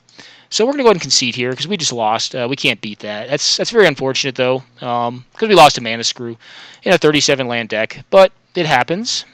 So Deathmark seems good. Don't want Eyes of the Wizened. I don't think so. I think I just want to like go bigger and better than him. Do I want this stuff? Yeah, probably. Do I need a Sorin? I think Sorin we cut. We know the card is bugged. I want to go lower to the ground. Bitter Blossom seems good. Dark Confidant, a little bit less so. He's going to have Planeswalkers. Aven Mindcensor seems pretty decent. Gaddock Teague seems pretty decent as well. What does it stop of our own? The Elspeth, the Gideon, and the Garruk. That's it. Okay. Yeah, that was pretty brutal. But our first games have been brutal every game, or every match so far. Selfless Spirit seems a little bit less optimal.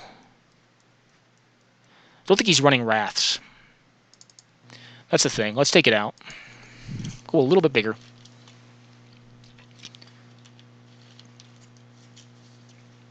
I don't think he's running enough counter spells. I don't know. He did have a lot in the beginning, and he had him at the expense of land drops. Huh. Yeah, who knows? I mean, if we hit one more land, I think we're probably well on our way to winning that game, because we would have had a card the turn prior and then a card that turn as well, like 4-drop into 4-drop. With an Elspeth a turn prior, putting him down additional 3, down to 5. Yeah, we probably would have, actually. So, you know, the fine line. But let's see here. Let's see what we can pull together. We'll have the Witch Stalker, which seems good against a portion of his deck. The Great Sable Stag, which can't be countered, which is fine. It's just an idiot at the end of the day, though. It's a 3/3 that carries a sword. Just aggressive, allows us to remove other junk. Let's hope that our draw works out a bit better. I think that was the keep was right, I believe. Although we could debate if Gavany Township even should be in the deck. The colorless mana hurt us there, obviously. Yeah,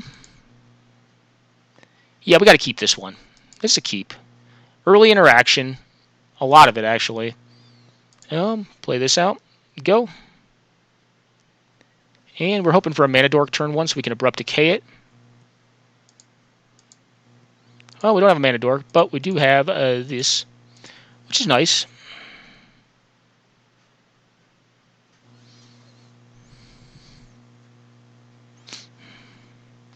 Well, hope he has more of those. Maybe we can even Mind Sensor him. We're going to have a Lotus Cobra here, or a Fauna Shaman. Possibly a Sylvan Caryatid. That would be worse.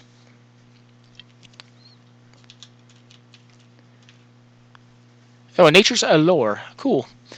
Well.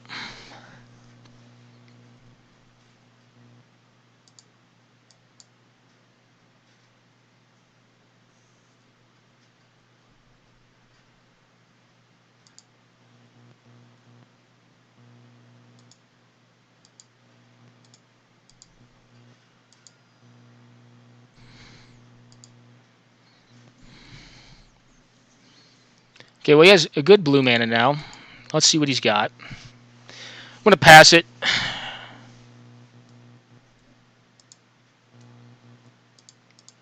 Well, that makes me wish I had not.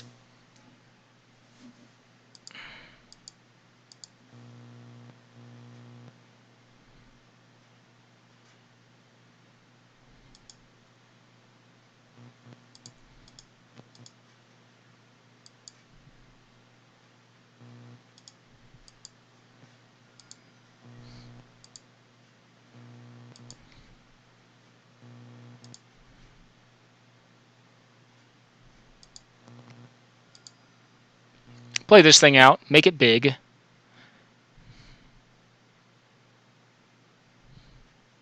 Although, another option is this. I just think maybe I Abrupt Decay this thing, because it can't be countered by a Daze here. And we save the other cards that can deal with bigger creatures.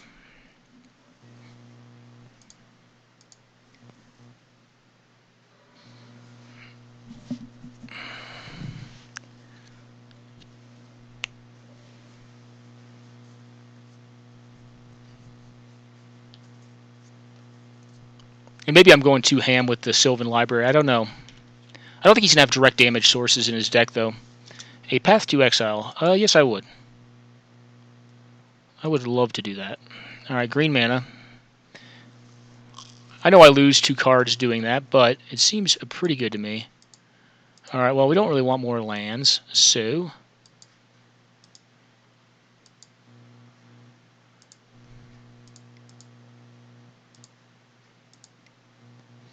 we'll just play this silly thing out. Can't be countered, so, hey, deal with it. And has protection from Jace. Could have also played out the Tarmogoyf, but I kind of want to play around counter magic here. I want him to have the answers.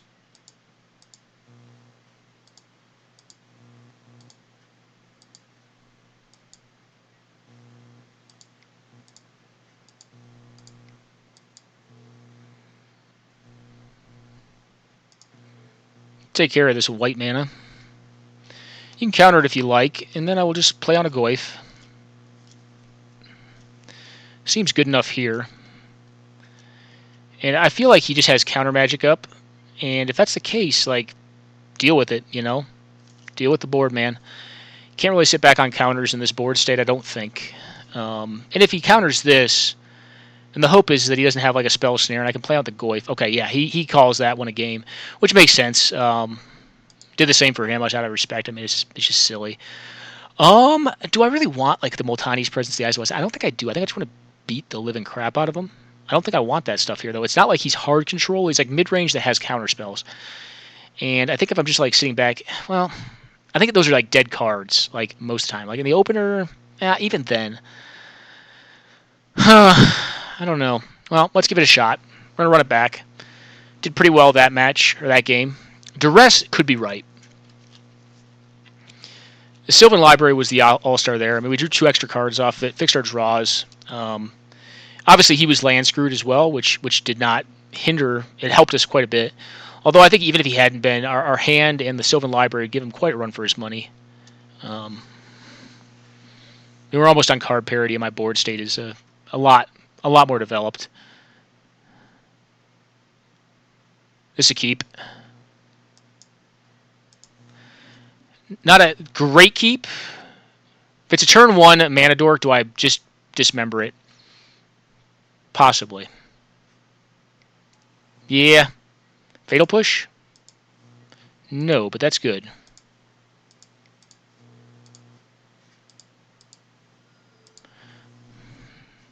Do you have a daze? Nope. Okie doke.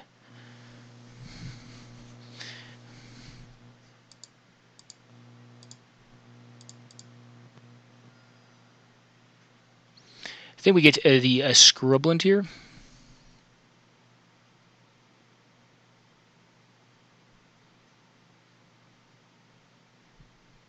Cannot get the Scrubland here.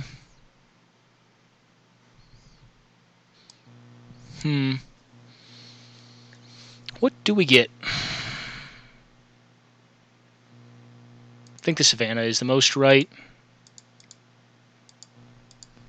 Hard question, because what I want to do ideally is have another black source next turn so I can go Inquisition and then cast my Tastic around.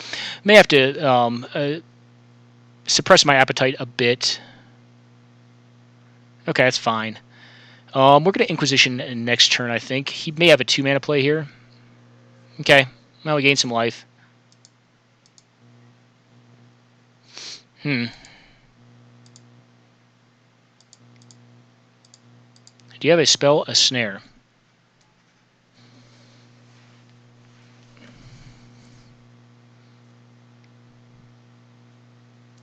Okay, a morph.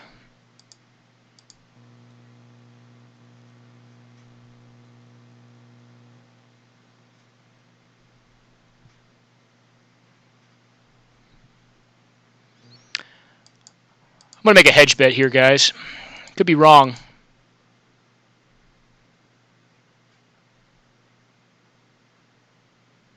I think he's going to take it, because he can't flip this if it's a Den Protector. And he wants to get back that Swords to Plowshares, I think.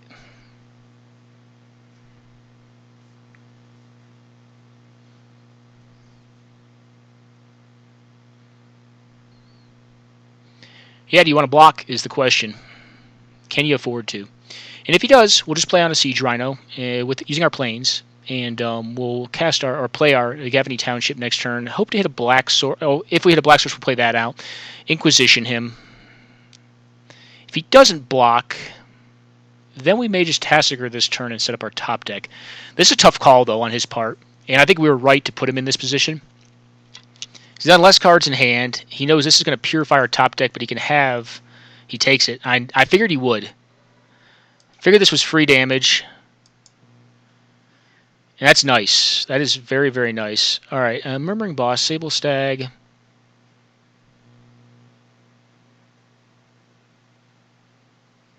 Don't want this.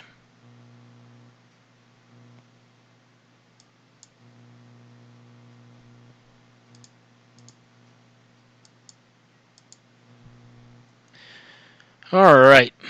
Well, then...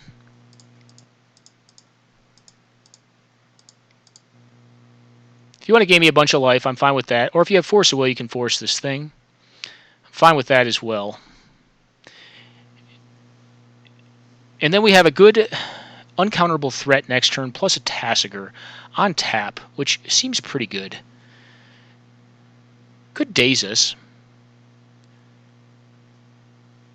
That could be what he's doing.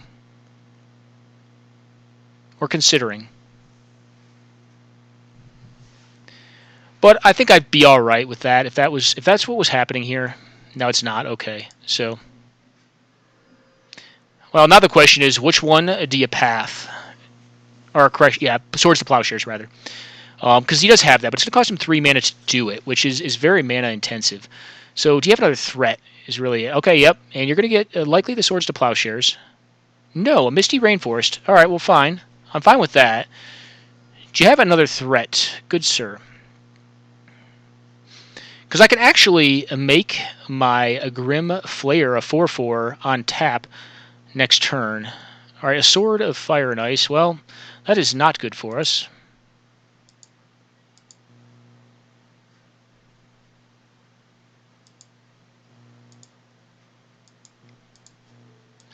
Show me what you're working with. Got Goif on top. Exclude down.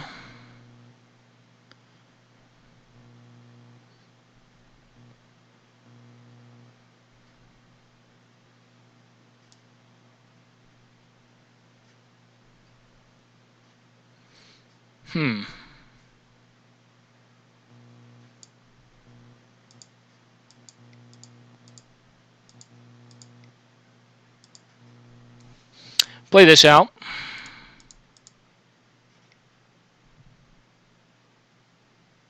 If he wants to trade here, I'm fine with that. I know my Tasker is going to the graveyard, which stinks.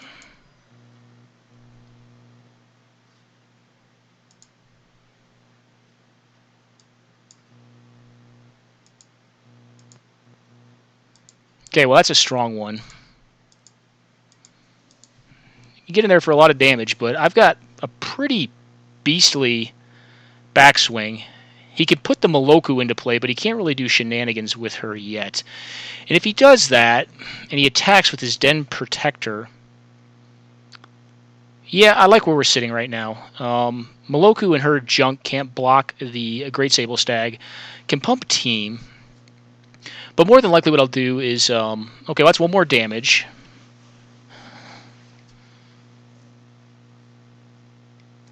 Okay, Moloku.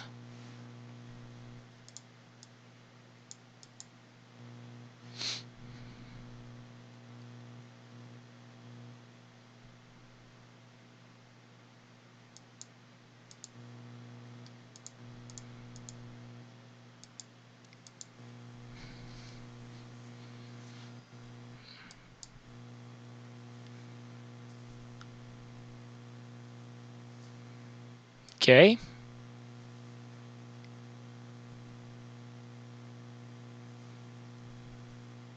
Okay.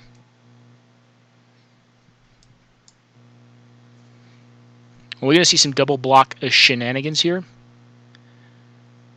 Possible.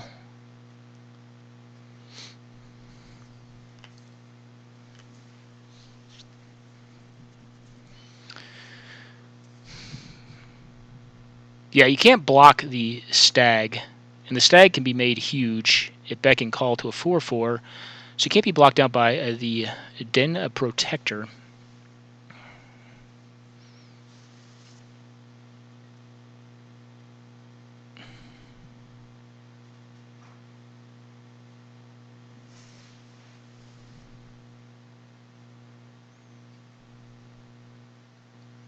Okay, so I guess we just win here, because we're going to path the Moloku, and unless he has exactly Force of Will in hand, which we know he has Thought Not Seer in hand, so even if he did draw it, is his other card, he can't cast it here. So we just won the game, which is cool. So I guess I think we won this tournament. I mean, it's a small tournament, albeit. But yeah, okay, so that's going to take it down to 3. That's 4. Okay. That's dead. And we should have won there.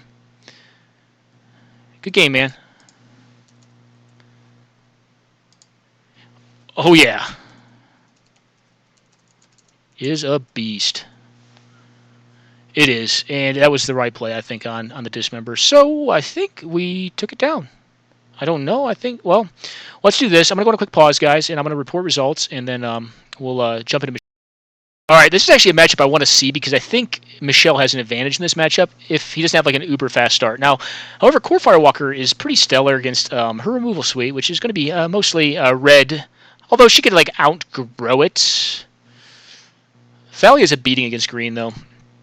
So let's open up Dot's game as well. He's on 4-color blood versus white weenies. Uh-oh. Well, I guess we're not doing that. I guess we're going to get kicked out of Moto. So, give me a minute, and we'll get it back up. And hopefully catch these games, because they look pretty cool. And I'm going to go on a pause. Alright, guys, we're back live. Moto is slowly loading up. And hopefully not breaking again. If it breaks again, we may just cut it off here. I'd hate to do that. Okay, so she Starstormed away the Thalia, which is good. He got value off his unhallowed Cathar, rather. And it appears at some point. No, she got a Spectral Rider with it as well. Cool. Well, 4 damage, but her hand size is significantly larger than his own. He just dropped his 5th land, which is not where you want to be. You want to be on 4 lands with this deck. That's a strong one, though, but he's down to 2. And does she have a way to deal with this? A Char? Possible. So let's jump over and see what's going on with ML. So this is a relatively similar matchup. So he's on white weenies versus 4-color blood. I think 4-color blood is advantaged here. I think Death and Taxes can be 4-color blood. I think white weenie has a tough time with it because 4-color blood, like I said, is very powerful. It's just like one of the most powerful beatdown decks when it works. If you can disrupt its mana base, you can pretty much win every time. And its mana base can tend to kill it. I'm sure he's done a great job building, and actually I know he has. I played this deck, and it's a great deck, and he's a very solid player.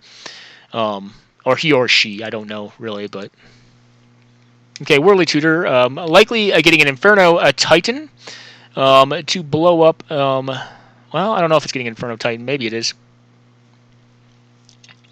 Could just be a Primeval Titan too. Needs to be something that deals with Bramaz, though. And he has 2 cards in hand. Did not play on a creature, so I tend to think that it's likely he has removal in hand. Yeah, Dots won that one. Yeah. What? Oh, Planeswalkers went unchecked for many turns. Yeah, that's what happens. That's what happens when that happens. Is you die. I think he will have a tough time with this matchup. But like I said, the reason Dot's deck can lose, or sometimes does, is because of its own mana base. So if you can disrupt that, or if he just fails to find the right lands at the right time, the deck can lose. That's something that I just, like you said, the matchup we played against ML, where it was like, we had a 1-lander, but we had a 1-mana ramp thing that we needed 1 green for, which there's a lot of green in the deck.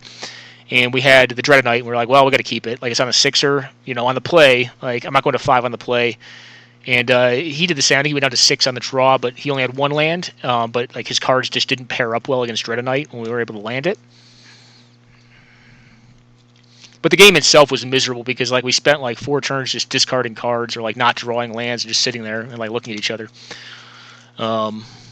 So, Worldly Tutoring for what? Pourquoi? She could go for also a Flame Tongue Kavu, which may be right here because I think if I'm her, I'm assuming he's on removal as well.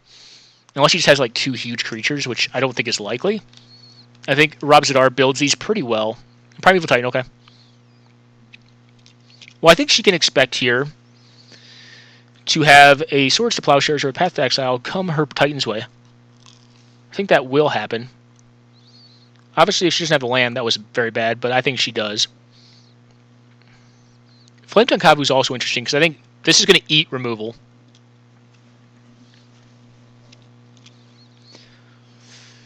And here's where... Well, actually, the Dark Depths combo would not do her favors here. She would die before that was online. Because he's at 21 life exactly. If he was not, she could win. Although, block out the 3/3, get hit.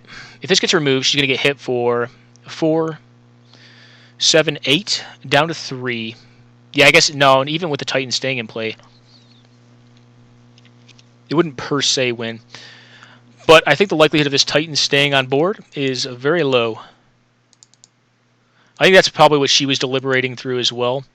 Yeah, boarding complete. I didn't think either of these players would board that heavily. Although I do know Dots in this this deck runs Dread Knight as well. So ML's going to hate seeing that. If he sees Dread Knight, he's going to be like puking in his lap, I guess. I don't know. That's a good one. Like that one right there, like is an interesting card because like I don't play it. I don't know if that's better or if the ground guy is. I mean, this is probably better because it flies and it's 2/3. Should probably try it out. It's just investigating is so slow, and like I tend to like Armageddon in these style of decks, and you don't tend to have the mana to do that. Although card advantages in white are good. I tend to like land tax better because I think it is a very synergistic card with Armageddon. With like Mox Diamonds and stuff. That's strong. That's pretty cool, actually. So he probably will not provoke the Noble Hierarch. That was very good for dots. Like I said, look at the mana. The mana is like perfect right now. The key to this deck is green mana. So if you can disrupt the green mana, you can stop almost all the other shenanigans because it fixes so well for the deck. So if a Wasteland and a Kessig Wolf run, well, does he have removal for end step? If he does, yuck, because she's taking a pounding. I feel like he probably does. But I don't know, because he didn't play another card. And like I don't see her deck as a Wrath deck, unless he's like chiefly concerned of like another Starstorm-like effect. Which I'm sure she has too. She could have that, and that just turns the game. A Master Decoy. A fine card. I like the 2/2 better. These tappers are great, though. They essentially act as tax effects. I do not like, of note, a Veteran's Armament. Don't think it's good enough. Maybe it is. I don't know. Maybe I should give it a shot. I haven't been impressed with it. Like, on the defense, it's junk. Like, if you're defending with a deck like this, it's junk, so half of it already goes out the window. If you're attacking with it and, like, the board's open, it's a win more card, right? Like, you're just winning more because of it. I guess you could force bad blocks. I don't know. Seems dicey to me, especially when you have Master Decoys in the deck. Not that this is a bad card. This is a great card. Like I said, I only run 2 of these effects in my deck, and one of them is the 2/2 Whipquarter, and the other one is the Gideon's Lawkeeper, which I think is a stronger card. You're going to have a sack effect, like a Blessed Alliance or something. Blessed Alliance is a card I probably should put in my Death and Taxes deck. That card is just very strong. Okay, down to 6. Well, he's extending. What do you have here? Do you have the Hero of Bladehold? No, Whipquarter. Very strong. She's got to attack into that. Another card. I don't know if I like, unless it's going to pump all of his stuff. That may be bad. All right, a Boros Reckoner. Actually, that's very good here.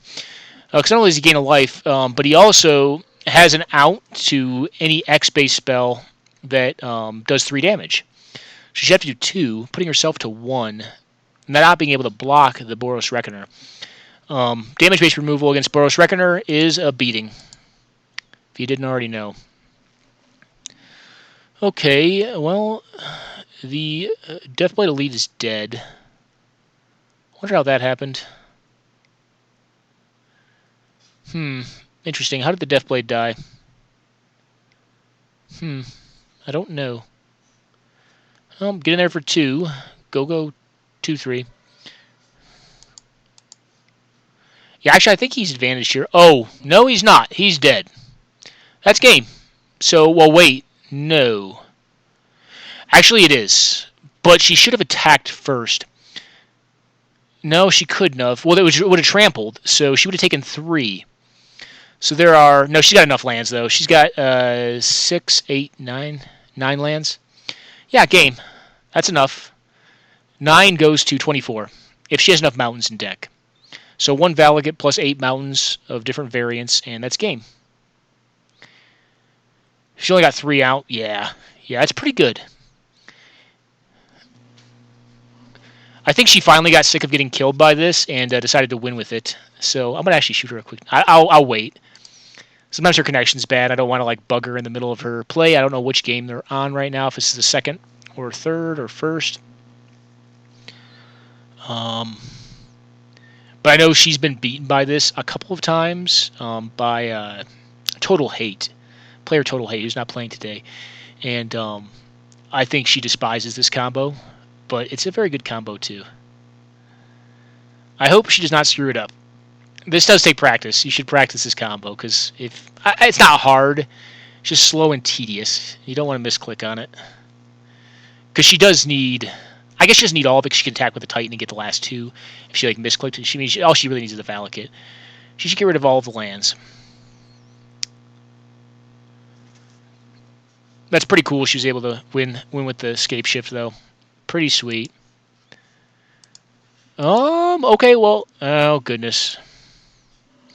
Well, guys, let's go ahead and restart. I'm not going to take it on pause right now, so sorry for the unprofessional video content. But, you know what? We can use this video for two purposes. Show how great Moto is, which it was kind of funny watching it fail in the online championships, the 2016 online championships or 17 championships. Watching Moto fail while professional players were playing the online championships was pretty abysmal. It's like, guys, come on now. You got to make this thing work. Yeah, I don't want this one up. All right, well, I'm going to go on a quick pause. Well, hey guys, sorry to say, my connection has utterly failed to the internet at this point, possibly due to memory leaks in MTGO, I don't know. But I'm going to go to pause, and if it comes back up, I will jump back in and see if we can catch the tail end of these games. Otherwise, this may be the end, and I hope you guys enjoyed watching us play some Abzan Midrange. Pretty much mono fair deck, but has game against a lot of different things, and if you play it well, you can do pretty well with it. Okay. All right, guys. Oh no.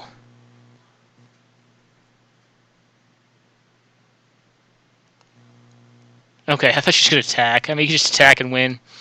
Cool. All right, Michelle won the match, so we got to catch the tail end of that. Randomly enough, even though our connection failed due to, I don't know. MTGO tends to do some weird things. I don't know why. Let's catch the tail end of this one. So did Michelle go 2-1 in this?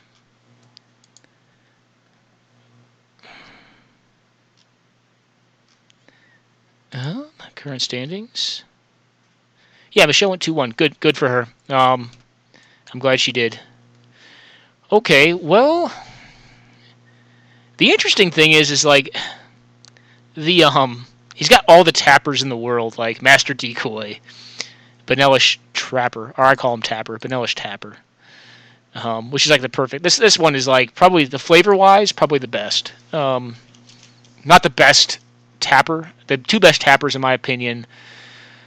Well, there's three. There's a Kithkin one that does it for 1 mana. You can tap a critter. It's a 1 mana card, 1/1. Gideon's Lawkeeper does the same thing. The problem is that Gideon's Lawkeeper is a little better slightly in my bias because it's a human, which has more synergies in the game of Magic the Gathering. Humans just have more things going for them than Kithkin do. And the 2 mana 2/2 that does the same. Whipquarter. Those are the two best tappers. I don't know if I want more than 2 in any given deck. 4 to 5 may be a little bit extensive. Well, he's got a 2/2 that attacks as a 4/4. He could equip it up with the Veteran's Armament. That Doran, the Siege a Tower, actually does less damage on its own. Yeah, and he can just do that too. That's true.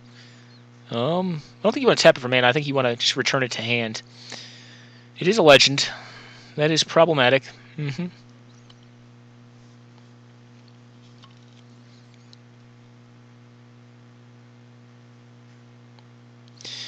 Could set up a turn where he taps down all the nonsense and gets a massive attack. Is this only soldiers or is it all cards that are attacking? Each attacking creature. So, what I may like here, you may as well equip that now, but I think you may want to leave up the planes, tap down his 2 biggest things, and then see if there's an opportunity to attack an Alpha Strike in with a Veteran's Armament equipped Myrian Crusader, which in this case would grow to, is it each other or each? For each. So, which would grow to +5. So 5 on 2, 7, 14 damage. It's an awful lot. 14 damage is no joke. Not quite enough, though. So I think that's the opportunity he needs to look for is how can I kill with Myrian Crusader? Let's tell Michelle good job. If she's still on.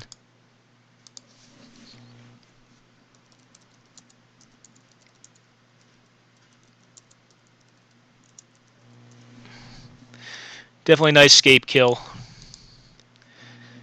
Got to catch the tail end of it with the confluence. I guess she was out of mountains at that time or something. I don't know.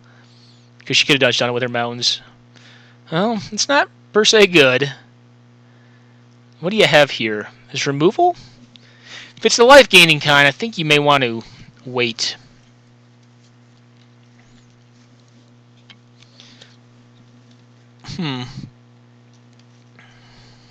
Or are you just going to tap? Alright, tap the Abzan off. Although I like that less than tapping the Scavenging Ooze, because Scavenging Ooze can actually not be eaten. Okay, well, I got something else. Tap the Ooze as well. I think you leave one of them open, actually, because... Okay, that thing. Oh, he wants to tempt the attack. He wants to be able to get in. Alright, so I see what he's doing here. He's trying to tempt an attack. Dots is too cagey a player. He knows what's going on here. Dots is not a dummy. He knows he has no attacks. So... I mean, he's not going to. There's, like, no way. 0% chance that he does that. Now,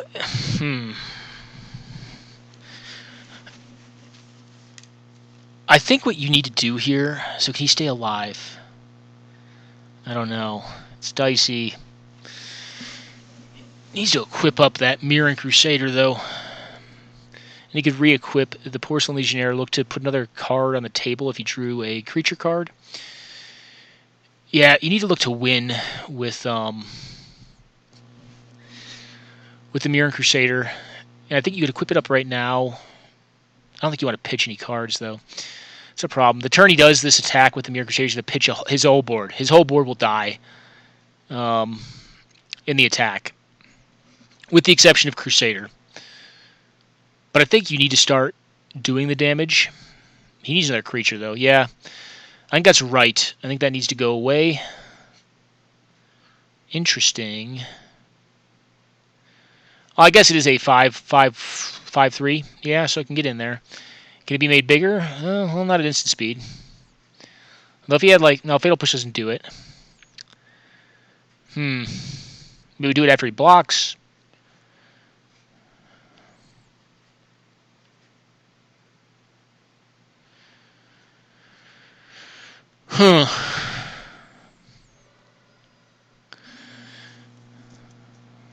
Well, he's going to need to block. Okay, you have something that can block the Lava Claw. Okay, the Lion's getting armored up. No. 2-mana Containment Priest. I don't think he plays Containment Priest. Well, it's because it's just like a god-awful expensive card. I mean, it's a great effect, but... I know ML does not spend money on MTGO. Which I can understand. That's a good... I do. Not a ton, but...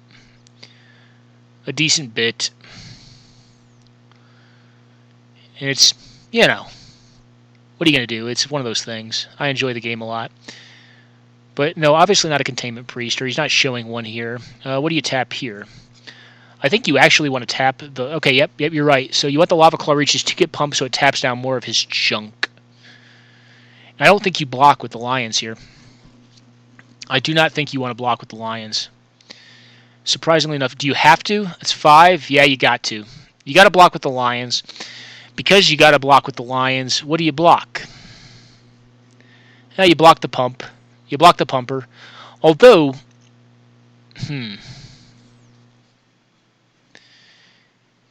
what it comes down to is does he have burn? You got to block the pump card. Although if he taps out to pump, he won't. Will he? What is this thing? A 6/5? How does this work again?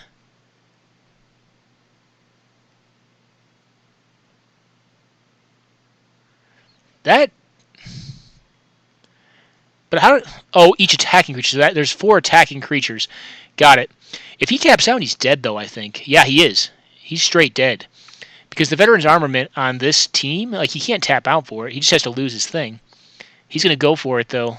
This is a bad play. This is a very bad play. ML just won this game if he sees it. ML, Veteran's Armament, that Mirren Crusader up. I kind of want to see him win. Because like, I feel like he's battling it from behind. The Mirror Crusader with 4 attackers. Wow. He needs to attack, obviously. Ah. Is this only for soldiers?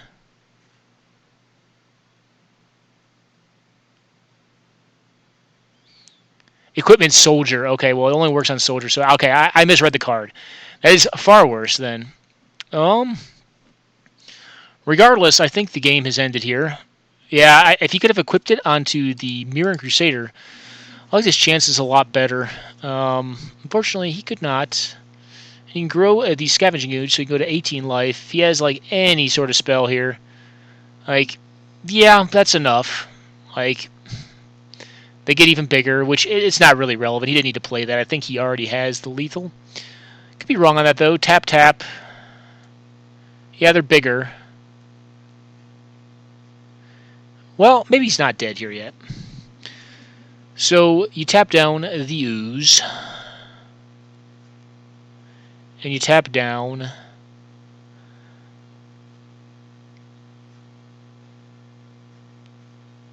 Yeah, he's just dead. Just dead. That's unfortunate. Just dead here. Yeah. Yeah. Well, unless he has, like... That'd be hilarious if he had, like, a path to exile and just, like, blew him out. But I don't think he... he's got something. Cool. Okay. Probably should have pumped it to gain the 1 life. I don't know how relevant that will be. And he probably should have blocked first because... Well, I guess it's not that relevant. That'll die, that'll die. Well, he's getting out of... I don't know. I'd love to see him win this. Like, I'm kind of rooting for him because I feel like he's the underdog here. One more card in hand. What could it be?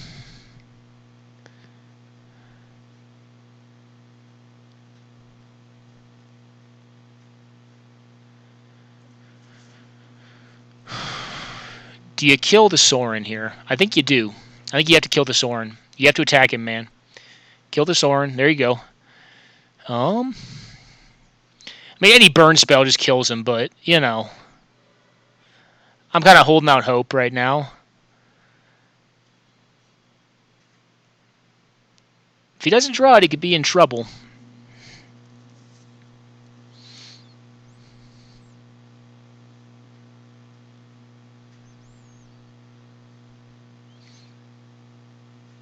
Tap the Satyr.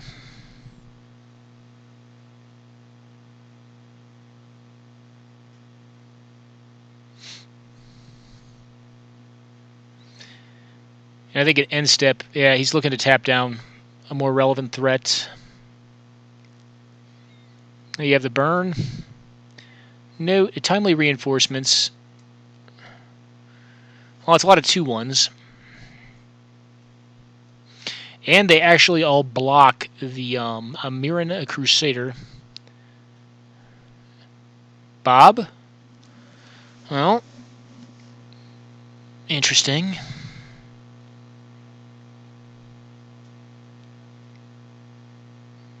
You have a flash creature. This is where, like, Golgari Charm is just, like, amazing.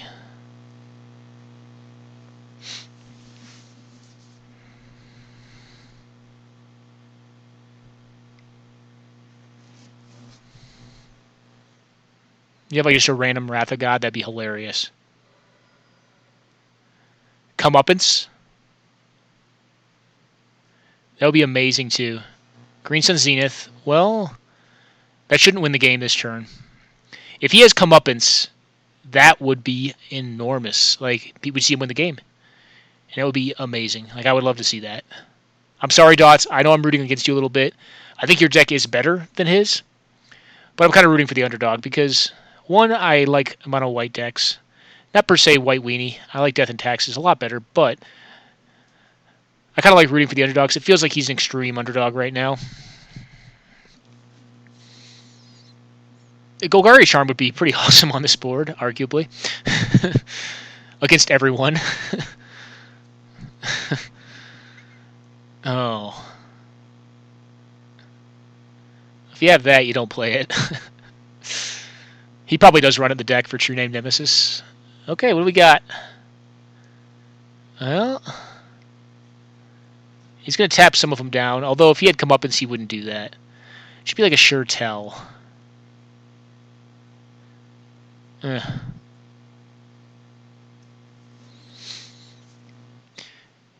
Yeah, it was funny. Michelle Wong was talking about cards she was hoping would be designed, and my next one is definitely all right. Well, doesn't attack with the hierarch. Interesting. I wonder why not. Because he can take one of these hits. Can't take the Bob hit, so the Bob has to be blocked. The mom can protect herself.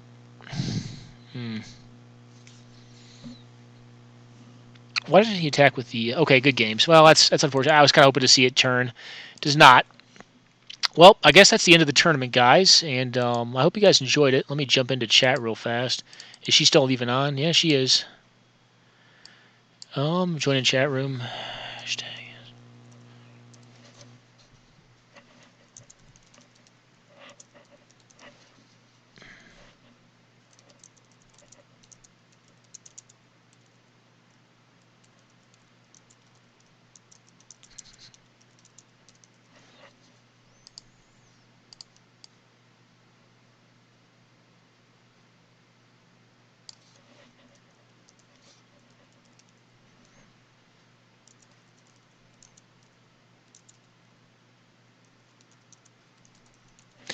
Did Goldie play in this one? I have to double check.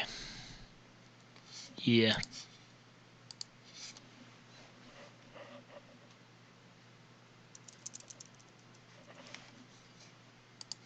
Is ML still in here? He is.